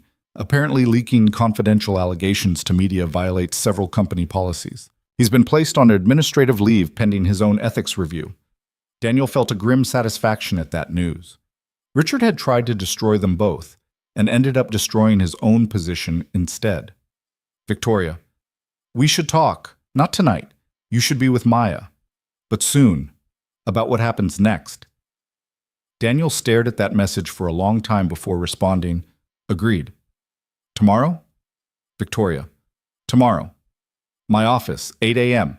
I'll keep the door open and make sure we're visible. Professional distance, like Morrison insisted." Daniel: "See you then." He put Maya to bed that night with extra stories and gentle reassurances that everything was okay, that his work troubles were resolved, that she didn't need to worry about grown-up complications. And when she finally fell asleep, Daniel sat in his living room trying to figure out what he actually wanted from the conversation with Victoria tomorrow. The truth was terrifying in its simplicity. He wanted her. Not just professionally, though he valued their collaboration more than any work relationship he'd ever had, but personally. As someone to build something with beyond just campaign strategies and client presentations. As someone who understood ambition and integrity and the cost of choosing the harder right over the easier wrong. But wanting something didn't make it possible. Didn't eliminate the power dynamics or the company policies or the very real risk that pursuing a relationship could destroy both their careers. The next morning, Daniel arrived at Victoria's office at exactly 8 a.m. to find her door already open, her desk positioned so anyone walking past could see them clearly. The transparency was deliberate, a visual statement that their interaction had nothing to hide. "Close the door halfway," Victoria said when Daniel entered. "Open enough that people can see we're just talking, closed enough that we have some privacy for the conversation." Daniel complied and sat in one of the chairs facing her desk, the formal positioning of employee and supervisor rather than the more casual seating they'd sometimes used before. Victoria studied him for a moment before speaking. "I've been thinking about what I said yesterday, about my feelings, about the impossibility of this situation, about all the reasons we can't pursue whatever this is between us." "And?" Daniel prompted when she paused. "And I've realized I was being a coward," Victoria said bluntly, "hiding behind company policies and power dynamics and professional complications because acknowledging what I want is terrifying. Because wanting something, wanting someone, makes you vulnerable in ways that I've spent 15 years learning to avoid." She stood and walked to her windows, the morning light casting her in silhouette. "But here's what I've learned in those 15 years. Avoiding vulnerability doesn't make you stronger. It just makes you lonelier. And I'm tired of being brilliant and successful and profoundly alone because I'm too afraid to let anyone close enough to actually matter." Daniel felt his heart racing. "What are you saying?" Victoria turned to face him. "I'm saying that we need to handle this the right way. Not secretly, not by ignoring the complications, but by addressing them head-on with the same strategic thinking we apply to business challenges." She pulled up a document on her computer and turned the screen toward Daniel. It showed a detailed plan, a restructuring proposal that would move Daniel to a completely independent division reporting directly to the board, eliminate any supervisory relationship between them, and create clear ethical boundaries that would allow a personal relationship without violating company policies. "I've been working on this since 3 a.m., Victoria said. "It's a proposal for the board that would make you head of a new innovation lab, a skunkworks division focused on experimental campaigns and emerging client opportunities. You'd have your own team, your own budget, and complete autonomy. I'd have no authority over your projects, your compensation, or your career advancement. We'd be colleagues rather than supervisor and employee." Daniel scanned the proposal, his mind racing through implications. This is a massive reorganization. It's the only way forward that doesn't require one of us to leave Stratton or both of us to pretend there's nothing here, Victoria said. It creates legitimate professional separation while allowing us to explore whatever this is between us without ethical concerns or power imbalances. The board already told us this was our one chance, Daniel reminded her. If we come back with a restructuring proposal that's clearly designed to allow a relationship, they might see it as manipulation rather than solution. Then we're honest with them, Victoria said. We present this as a business opportunity, which it legitimately is, because an innovation lab would allow us to take creative risks without jeopardizing core client relationships. And we acknowledge that it also addresses the personal situation in an ethical way. We trust the board to make the right decision based on what's actually best for the company rather than what's politically expedient. She walked closer to Daniel, maintaining professional distance, but speaking with raw honesty. I know this is asking a lot. I know it means putting yourself in a vulnerable position again, risking more scrutiny, betting your career on the board being reasonable. And I know you have every right to say this is too much, too complicated, too risky, but I'm asking anyway. Because the alternative, spending the next 5 years working carefully around each other, maintaining perfect professional distance while both of us wonder what might have been, that feels like the wrong choice. Daniel stood, moving to the windows beside her where they could talk while still being visible to anyone walking past.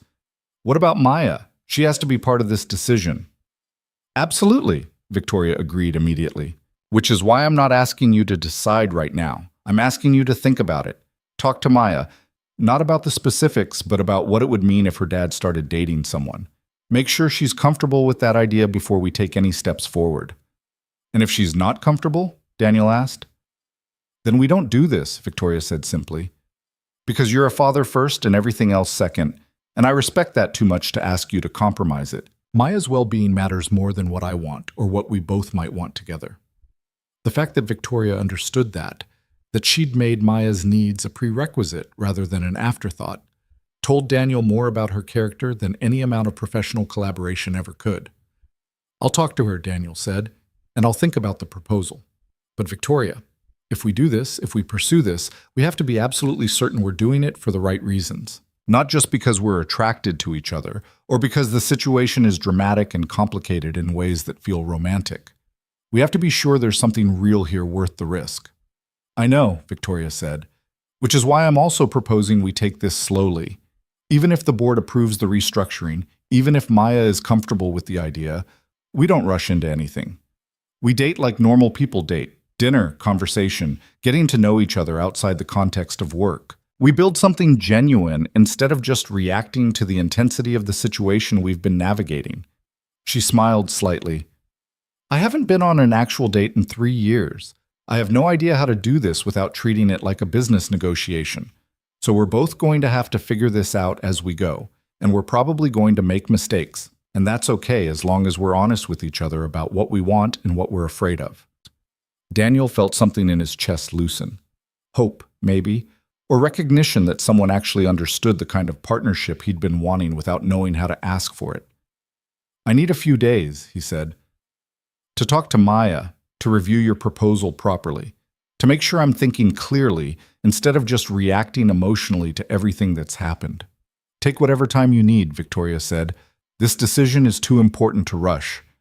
They stood there for another moment, two people on the edge of something significant, before Daniel finally stepped back and headed for the door. Daniel? Victoria called.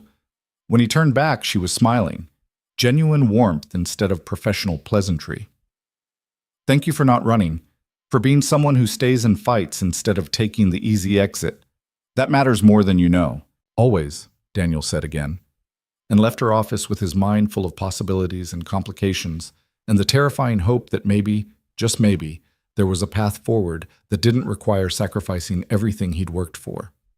That evening, after Maya had finished her homework and they'd had dinner together, Daniel broached the subject as carefully as he could. Maya, can we talk about something important? His daughter looked up from her drawing with immediate concern. Are you in trouble again? No, not trouble, Daniel assured her, but I wanted to ask you how you'd feel about something. You know how we talked yesterday about me maybe dating Victoria someday if all the complications got worked out? Maya nodded, her expression serious. Well, there might be a way to work out those complications, Daniel continued. But it would mean some changes at my job, and it would mean me spending time with Victoria outside of work. And I wanted to make sure you're okay with that before I make any decisions. Would she be your girlfriend? Maya asked. Eventually, maybe, Daniel said. But we'd start slow. Go on dates, get to know each other better. And you'd get to know her too because you're part of my life, and anyone who wants to be with me needs to be okay with that. Maya considered this with the seriousness of someone weighing a major life decision. Would she be nice to me? I believe she would be, Daniel said. But you'd get to decide that for yourself. If you didn't like her or if you felt uncomfortable, that would matter. Your feelings about this are just as important as mine. Can I meet her? Maya asked. Before you decide? So I can see if she's nice? The request was so reasonable and yet so terrifying that Daniel had to smile. I think that's a great idea. Let me talk to Victoria and we'll figure out a way for you two to meet that isn't weird or awkward. Okay, Maya said. But Dad, you should know something. What's that? You've been happier the last few months than you've been since Mom left, Maya said with devastating insight. Even when you were worried about work stuff, there was something different about you. Like you were excited about things instead of just tired all the time. So if Victoria is part of what makes you happy, then I want you to try dating her, because you deserve to be happy too. Daniel pulled his daughter into a fierce hug, overwhelmed by her maturity and compassion. When did you get so wise? I told you yesterday, Maya said, her voice muffled against his chest. I've always been smart. You just forget sometimes. 2 days later, Daniel arranged for Maya to meet Victoria in the most non-threatening environment he could imagine. The science museum Maya loved, on a Saturday afternoon when the exhibits on butterflies, Maya's current obsession, would be open. Victoria arrived dressed in jeans and a simple sweater, looking more nervous than Daniel had ever seen her in a boardroom full of hostile executives. Hi, Maya, Victoria said, crouching down to eye level with an 8-year-old who was studying her with the intensity of a scientist examining a new species. Your dad tells me you're an expert on butterflies.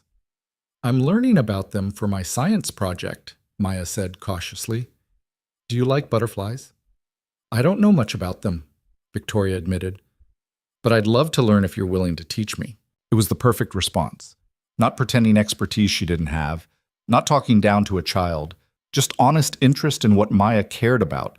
Daniel watched as his daughter's wariness slowly transformed into enthusiasm, explaining the life cycle of monarchs and the intricacies of migration patterns while Victoria listened with genuine attention. They spent 2 hours at the museum, Maya chattering nonstop about metamorphosis and wing patterns while Victoria asked thoughtful questions and Daniel trailed behind them both, his heart doing complicated things watching two of the most important people in his life connect over butterfly evolution. At one point, while Maya was reading an exhibit placard, Victoria glanced at Daniel with an expression of such vulnerable hope that he had to look away before he did something inappropriate like kiss her in the middle of a children's museum. Later, over ice cream, because Maya insisted every museum trip required ice cream, his daughter rendered her verdict. I like her, Maya announced with the authority of someone whose opinion mattered. She's really smart, and she didn't pretend to know about butterflies when she didn't. And she asked me real questions instead of adult questions that are really just talking about themselves. So you'd be okay if your dad and I spent more time together? Victoria asked gently. Maya considered this while eating her ice cream. Are you going to be here a lot? At our apartment? That would be up to your dad, Victoria said, but I wouldn't want to intrude on your time with him. Maybe sometimes we'd all do things together, and sometimes your dad and I would go on dates while you're with your babysitter or your grandmother. What would feel comfortable for you? The fact that Victoria was asking Maya's permission rather than assuming it made Daniel fall a little bit more in love with her. I think that would be okay, Maya said. But can I have one rule? Of course, Victoria said seriously. No kissing in front of me until I say it's okay, Maya declared. Because that's gross and I don't want to see it. Victoria laughed, genuine, delighted laughter that transformed her face completely. Deal. No kissing in front of you until you grant explicit permission. That seems very fair. They parted ways in the museum parking lot. Maya heading home with Daniel and Victoria returning to her own life, but not before Maya surprised everyone by giving Victoria a spontaneous hug. "Thank you for not being weird," Maya said seriously. "A lot of grown-ups are really weird around kids." "Thank you for giving me a chance," Victoria replied just as seriously. "I know it's not easy having a stranger suddenly in your dad's life." In the car ride home, Maya was uncharacteristically quiet. Finally, she spoke. "Dad, I think she really likes you. Like, really, really likes you." "What makes you say that?" Daniel asked, curious about his daughter's perception. "Because she looked at you the way you look at me when you think I'm not watching," Maya said. "Like you're the most important thing in the world and she wants to make sure you're okay. That's how people look at each other when they love somebody." The observation was so astute that Daniel had to concentrate on driving instead of processing the implications of his 8-year-old daughter recognizing something he'd been afraid to name. On Monday morning, Daniel requested a meeting with the full board to present Victoria's restructuring proposal. Morrison looked skeptical when Daniel outlined the Innovation Lab concept, but Patricia Chen's eyes lit up with genuine interest. "This is exactly the kind of forward-thinking strategy that could differentiate Stratton in a competitive market," Patricia said after Daniel finished his presentation. "Clients are increasingly looking for agencies that can take risks and explore emerging technologies. Having a dedicated division for experimental work makes strategic sense. It's also conveniently timed to address the personal situation between Ms. Hale and Mr. Carter," another board member pointed out. "Yes," Daniel agreed bluntly. "It is, because we're trying to find a solution that serves both business needs and personal ethics. The Innovation Lab is a legitimate strategic opportunity that would benefit Stratton regardless of my relationship with Victoria. But it also creates the professional separation necessary to allow us to explore a personal relationship without ethical conflicts." He met Morrison's eyes directly. "You told us we had one chance to get this right. We're trying to get it right by being honest with you about the situation and proposing a solution that addresses both the business opportunity and the personal complications. If that's not good enough, if the board requires one of us to leave Stratton for there to be any possibility of a relationship, then tell us now so we can make informed decisions." The board members exchanged glances, some uncomfortable, others thoughtful. Finally, Morrison spoke. "The Innovation Lab proposal has merit, independent of the personal situation. I'm inclined to approve it on strategic grounds, with the understanding that if this turns out to be a backdoor way to enable inappropriate conduct, both you and Ms. Hale will face immediate termination. Is that clear?" "Crystal clear," Daniel said. "Then we'll vote on it," Morrison said. "All in favor of establishing the Innovation Lab with Mr. Carter as director reporting directly to this board?" 4 hands went up, including Patricia Chen's and Morrison's own. 1 abstention. "Motion passes," Morrison announced. "Mr. Carter, you're now head of innovation. Ms. Hale will no longer have any supervisory authority over your work, compensation, or career advancement. You're both free to pursue whatever personal relationship you choose, provided it doesn't interfere with professional responsibilities or create new ethical concerns. Understood?" "Yes, sir," Daniel said, feeling something that might have been joy or terror or both flooding through his chest. After the meeting, Daniel went directly to Victoria's office, which he could now do without worrying about appearance of impropriety, since they were officially colleagues rather than supervisor and employee. "They approved it," he said without preamble. Victoria looked up from her computer, hope and fear warring on her face. "The Innovation Lab?" "The Innovation Lab, the restructuring, all of it," Daniel confirmed. "I'm officially no longer your employee as of today." "Which means," Victoria started. "Which means if I asked you to dinner, it would be a date rather than a professional meeting," Daniel finished. "And if you said yes, it wouldn't violate any company policies or create any ethical concerns." Victoria stood slowly, walking around her desk to face him directly. "Are you asking me to dinner, Daniel Carter?" "I am," Daniel said, "assuming your schedule allows for an actual evening off instead of working until midnight." "For you," Victoria said softly, "I think I can make an exception to my usual schedule." Their first official date happened 3 days later at a small Italian restaurant that Daniel had chosen specifically because it was far enough from the office that they were unlikely to run into colleagues. He arrived 10 minutes early, nervous in a way He hadn't been since his first date ever, back in college, when the stakes had been so much lower.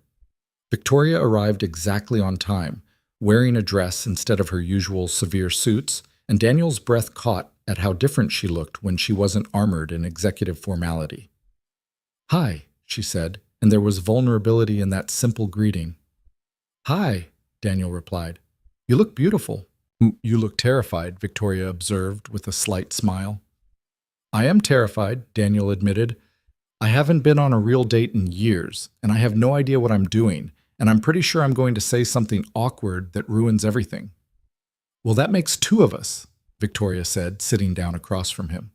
"So maybe we should just agree in advance that we're both going to be awkward and terrible at this, and forgive each other for the inevitable mistakes." The acknowledgement relaxed something in Daniel's chest. Deal. They spent the next 3 hours talking, not about work or office politics or professional strategy, but about their lives. Victoria told him about growing up with a single mother who'd worked 3 jobs to put her through college, about the first company she'd built, and the terror of risking everything on an idea that might fail, about the loneliness of success when you've spent so long climbing that you've lost track of why the summit mattered. Daniel shared stories about Maya, about the chaos of single parenthood and the constant fear of failing her, about his ex-wife who'd left because she couldn't handle the ordinary struggles of family life and wanted something more exciting, about the years of rebuilding himself into someone his daughter could be proud of.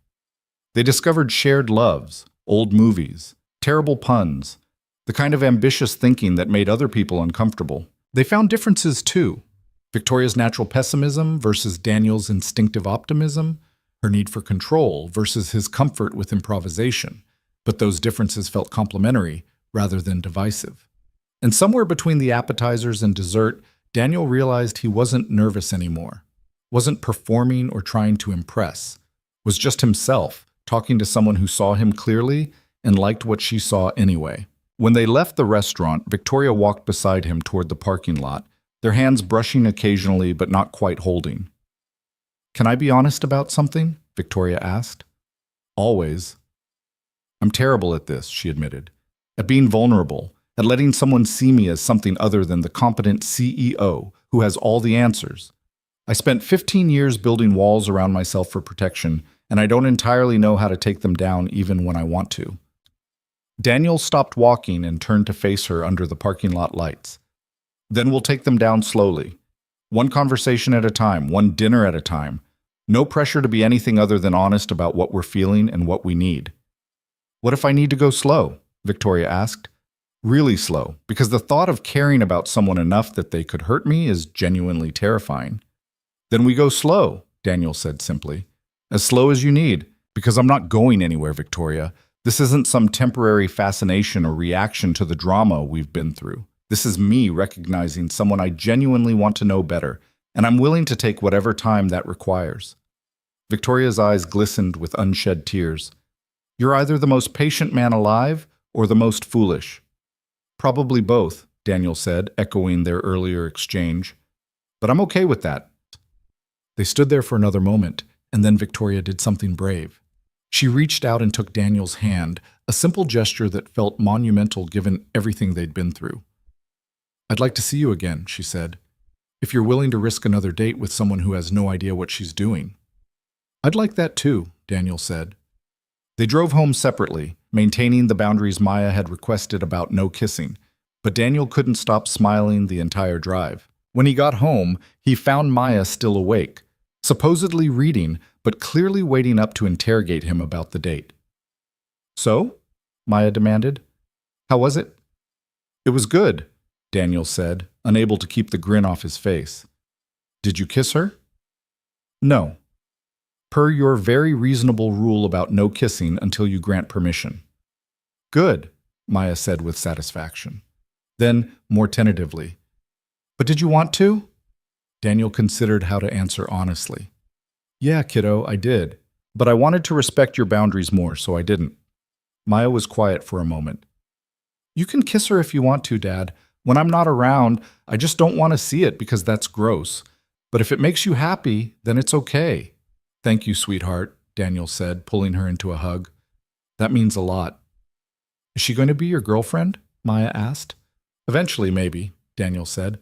We're taking things slow, getting to know each other. But yes, I think maybe someday she will be." "Good," Maya said decisively. "Because you smile more when you talk about her, and I like it when you're happy." Over the next several months, Daniel and Victoria built something genuine. They had dinner together once a week, sometimes twice when their schedules allowed.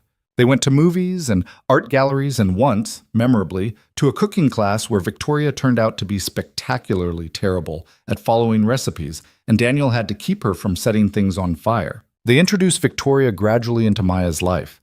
Family dinners at Daniel's apartment, trips to the Science Museum, one memorable Saturday when Victoria helped Maya build an elaborate butterfly habitat for her science project, and learned more about Lepidoptera than she'd ever imagined wanting to know.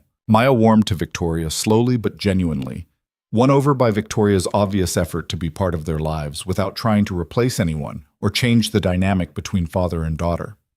And Victoria, for her part, approached the relationship with Maya with the same strategic thinking she applied to business challenges, learning what mattered to an 8-year-old, respecting boundaries, and never trying to force connection that needed to develop naturally.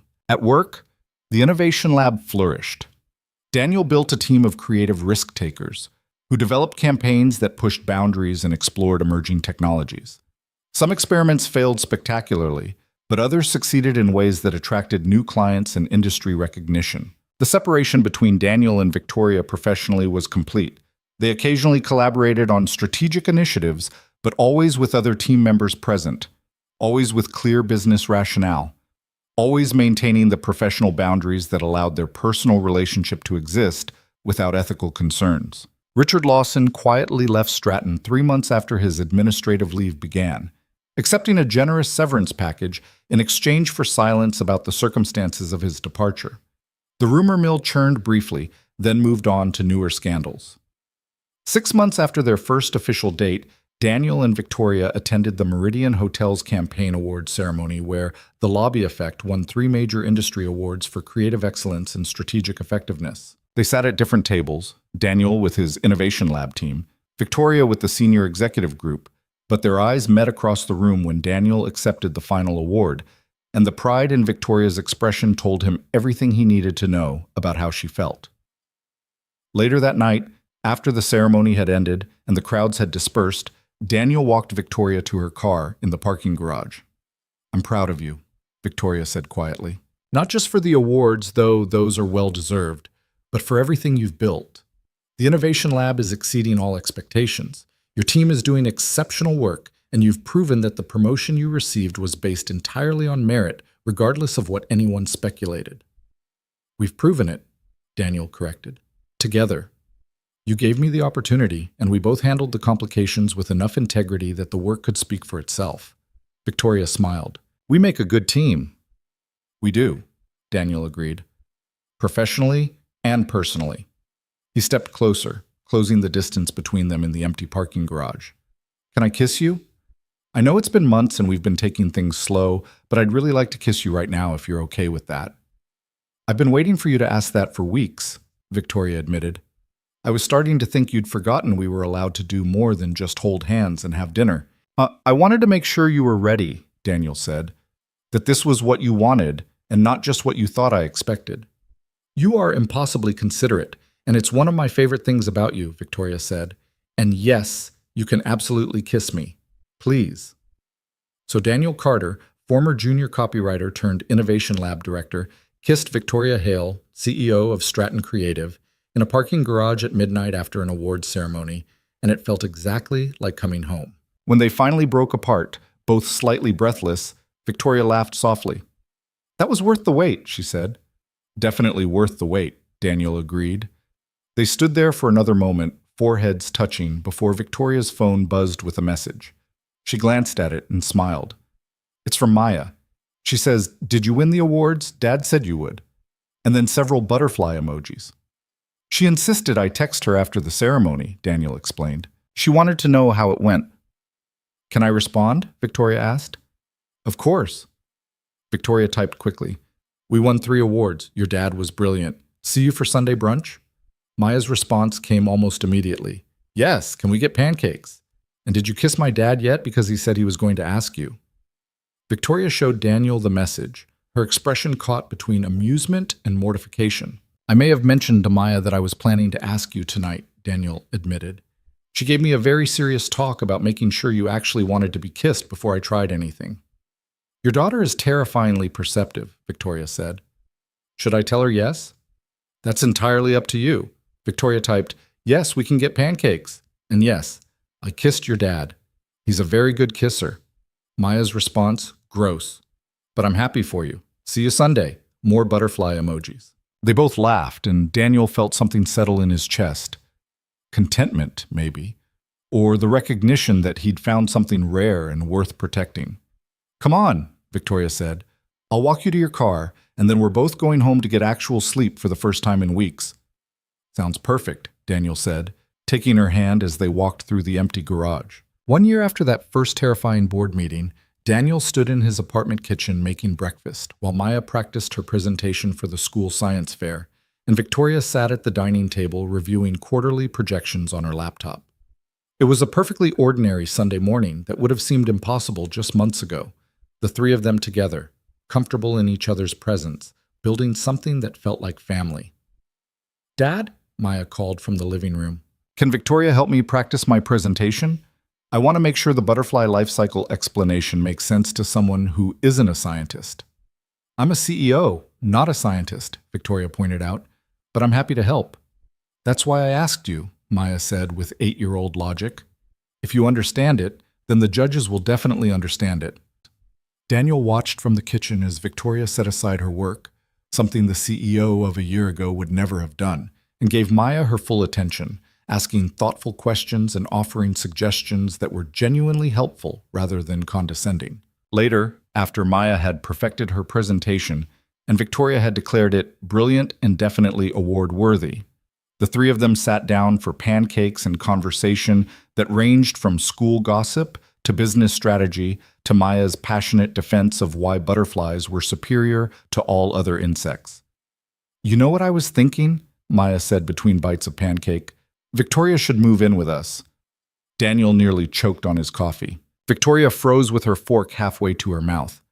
That's a big decision, sweetheart, Daniel managed. Why? Maya asked with characteristic bluntness. She's here all the time anyway. She has a toothbrush in our bathroom and clothes in your closet, and she knows where everything is in the kitchen. Moving in would just make it official. Victoria looked at Daniel, her expression caught between panic and hope. They talked about the future in abstract terms, someday, eventually, when the time was right, but Maya's direct approach had forced the conversation into the present. Your dad and I would need to talk about that, Victoria said carefully. It's a big step, and we'd want to make sure everyone was comfortable with it. I'm comfortable with it, Maya declared. You're nice, and you make Dad happy, and you help me with my science projects. That seems like enough reasons for you to live here. Can we discuss this privately? Daniel asked Victoria quietly. Please, Victoria agreed. They excused themselves to Daniel's bedroom while Maya returned to her butterfly presentation with the satisfied air of someone who'd planted an idea and trusted adults to figure out the logistics. I'm sorry, Daniel said once they were alone. I didn't know she was going to bring that up. We don't have to. What if I want to? Victoria interrupted. Daniel stopped mid-sentence. What? What if I want to move in? Victoria repeated. Not right this second, maybe not even this month, but eventually. Because Maya's right. I am here all the time, and I like being here. I like Sunday morning pancakes and helping with science projects and being part of your lives in ways that feel real instead of just scheduled date nights. She walked to the window, her posture less certain than usual. I spent 15 years convinced that success meant having my own space, my own everything, no dependencies or vulnerabilities. And then I met you and Maya, and I started to realize that maybe the most successful version of my life isn't the one where I'm completely independent and utterly alone. Maybe it's the one where I have people who matter and who let me matter to them. Daniel crossed the room to stand beside her. Moving in together would be a big step. It would change everything about how we've been carefully managing this relationship. I know, Victoria said, which is why I'm not pushing for an immediate answer. But I want you to know that I'm thinking about it, that the idea of building a life with you and Maya doesn't terrify me the way it would have a year ago. That I can imagine a future where we're not just dating, but actually partners in every sense of the word. I'd like that, Daniel said quietly. Building that kind of future together? But let's take our time with it. Make sure we're doing it for the right reasons and at the right pace for all of us, especially Maya. Agreed, Victoria said, though I think Maya might be more ready for this than either of us. They returned to the dining room to find Maya had made a list titled Reasons Victoria Should Live Here, with bullet points that included she makes good coffee, she knows Dad's favorite kind of ice cream, and she doesn't think butterflies are boring. You've made a very compelling case, Victoria told Maya seriously, but your dad and I need some time to talk about it and make sure we're making the best decision for everyone. Is that okay? Okay, Maya agreed. But you should know I already cleared space in my closet for your stuff, just in case. 3 months later, Victoria officially moved into Daniel's apartment, a decision they made together after countless conversations about logistics and boundaries and what combining their lives would actually look like. Maya helped Victoria unpack, giving her a detailed tour of where everything belonged and establishing new house rules that included no work laptops at the dinner table and everyone gets to pick the movie one night a week.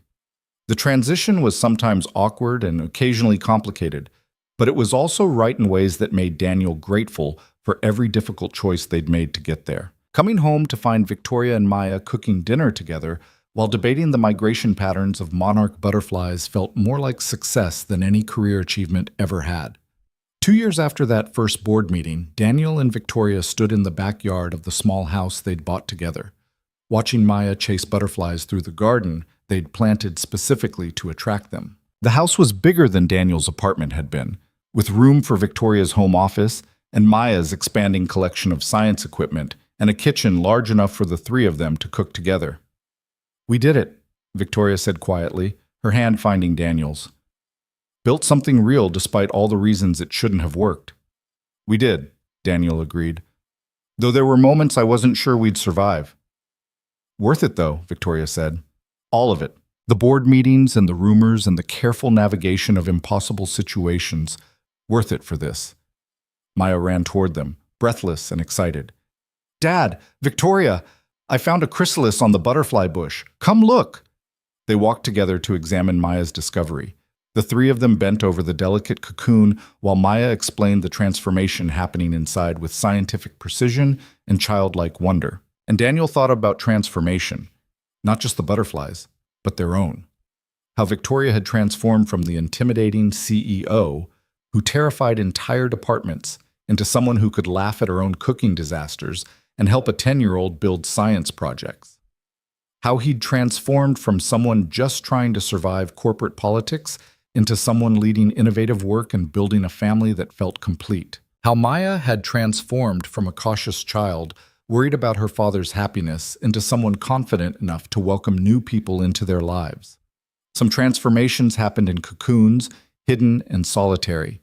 But the best transformations happened in community, with people who saw you clearly and chose to stay anyway, who fought beside you through impossible situations and celebrated with you when the impossible became real. That night, after Maya was asleep and the house was quiet, Daniel found Victoria on their back porch, looking up at the stars. Penny for your thoughts? He asked, sitting beside her. I was thinking about that board meeting, Victoria said, when Morrison gave us one chance to get things right, and I was certain we'd both be fired. I was so focused on survival that I almost missed what we were actually fighting for. Which was, Daniel prompted, the possibility of this, Victoria gestured around them, not just keeping our jobs or protecting our reputations, but the chance to build something honest with someone who sees me as more than just professional accomplishments. The chance to be part of a family instead of just running companies. The chance to transform from someone who equated loneliness with strength into someone who understands that real strength is letting people in even when it's terrifying. She turned to look at Daniel, and the vulnerability in her expression was no longer something she tried to hide. You saved me that night on the terrace, when you stepped back and refused to let me make a choice I'd regret. But you also saved me by staying, by fighting beside me, by seeing who I actually was and choosing that person instead of just the powerful CEO everyone else saw. You saved me too, Daniel said, by recognizing potential when no one else did, by pushing me to do better work than I thought I was capable of, by showing me what partnership actually looks like when it's built on respect instead of just attraction or convenience. They sat together in the quiet darkness, two people who'd found each other through impossible circumstances and chosen to build something lasting anyway. "I love you," Victoria said, words she still said carefully, like someone learning a new language. "I'm still not great at saying it, and I'll probably always be better at showing it through actions than words, but I need you to know that you and Maya are the best decision I've ever made." "I love you too," Daniel said, "and you're getting much better at saying it. Give it another year and you might even be comfortable with public displays of affection." Victoria laughed. "Let's not get crazy. I'm still a CEO. I have a reputation to maintain." "You're a CEO who just spent 20 minutes examining a butterfly cocoon with a 10-year-old, Daniel pointed out. "I think your reputation can handle some appropriate affection." "Fair point," Victoria conceded.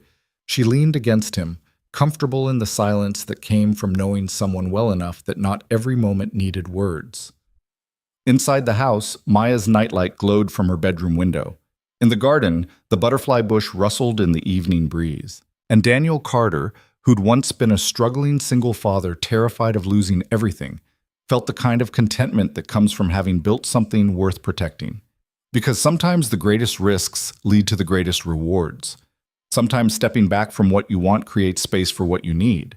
Sometimes fighting for integrity costs everything but delivers something priceless. And sometimes, just sometimes, the impossible becomes real when you're brave enough to believe in it and patient enough to let it grow. The story that had begun with a desperate choice in a hotel lobby, with careers on the line and reputations at stake, had transformed into something neither Daniel nor Victoria could have imagined. Not a scandal or a cautionary tale, but a partnership built on respect and honesty, and the courage to choose each other even when every logical reason argued against it. They sat together on that back porch long into the night, talking about the future they were building, the family they'd become, and the quiet joy of having found someone worth the risk. And in the morning, they'd wake up and do it all again, building campaigns and raising Maya and navigating the beautiful, complicated mess of loving someone who challenged them to be better than they'd been before. Because that's what the best relationships did. They transformed you into someone stronger, braver, and more whole than you ever could have been alone. And Daniel and Victoria had been transformed by each other, by Maya, by the impossible journey that had brought them together. The transformation was complete. The story was theirs, and it was just beginning.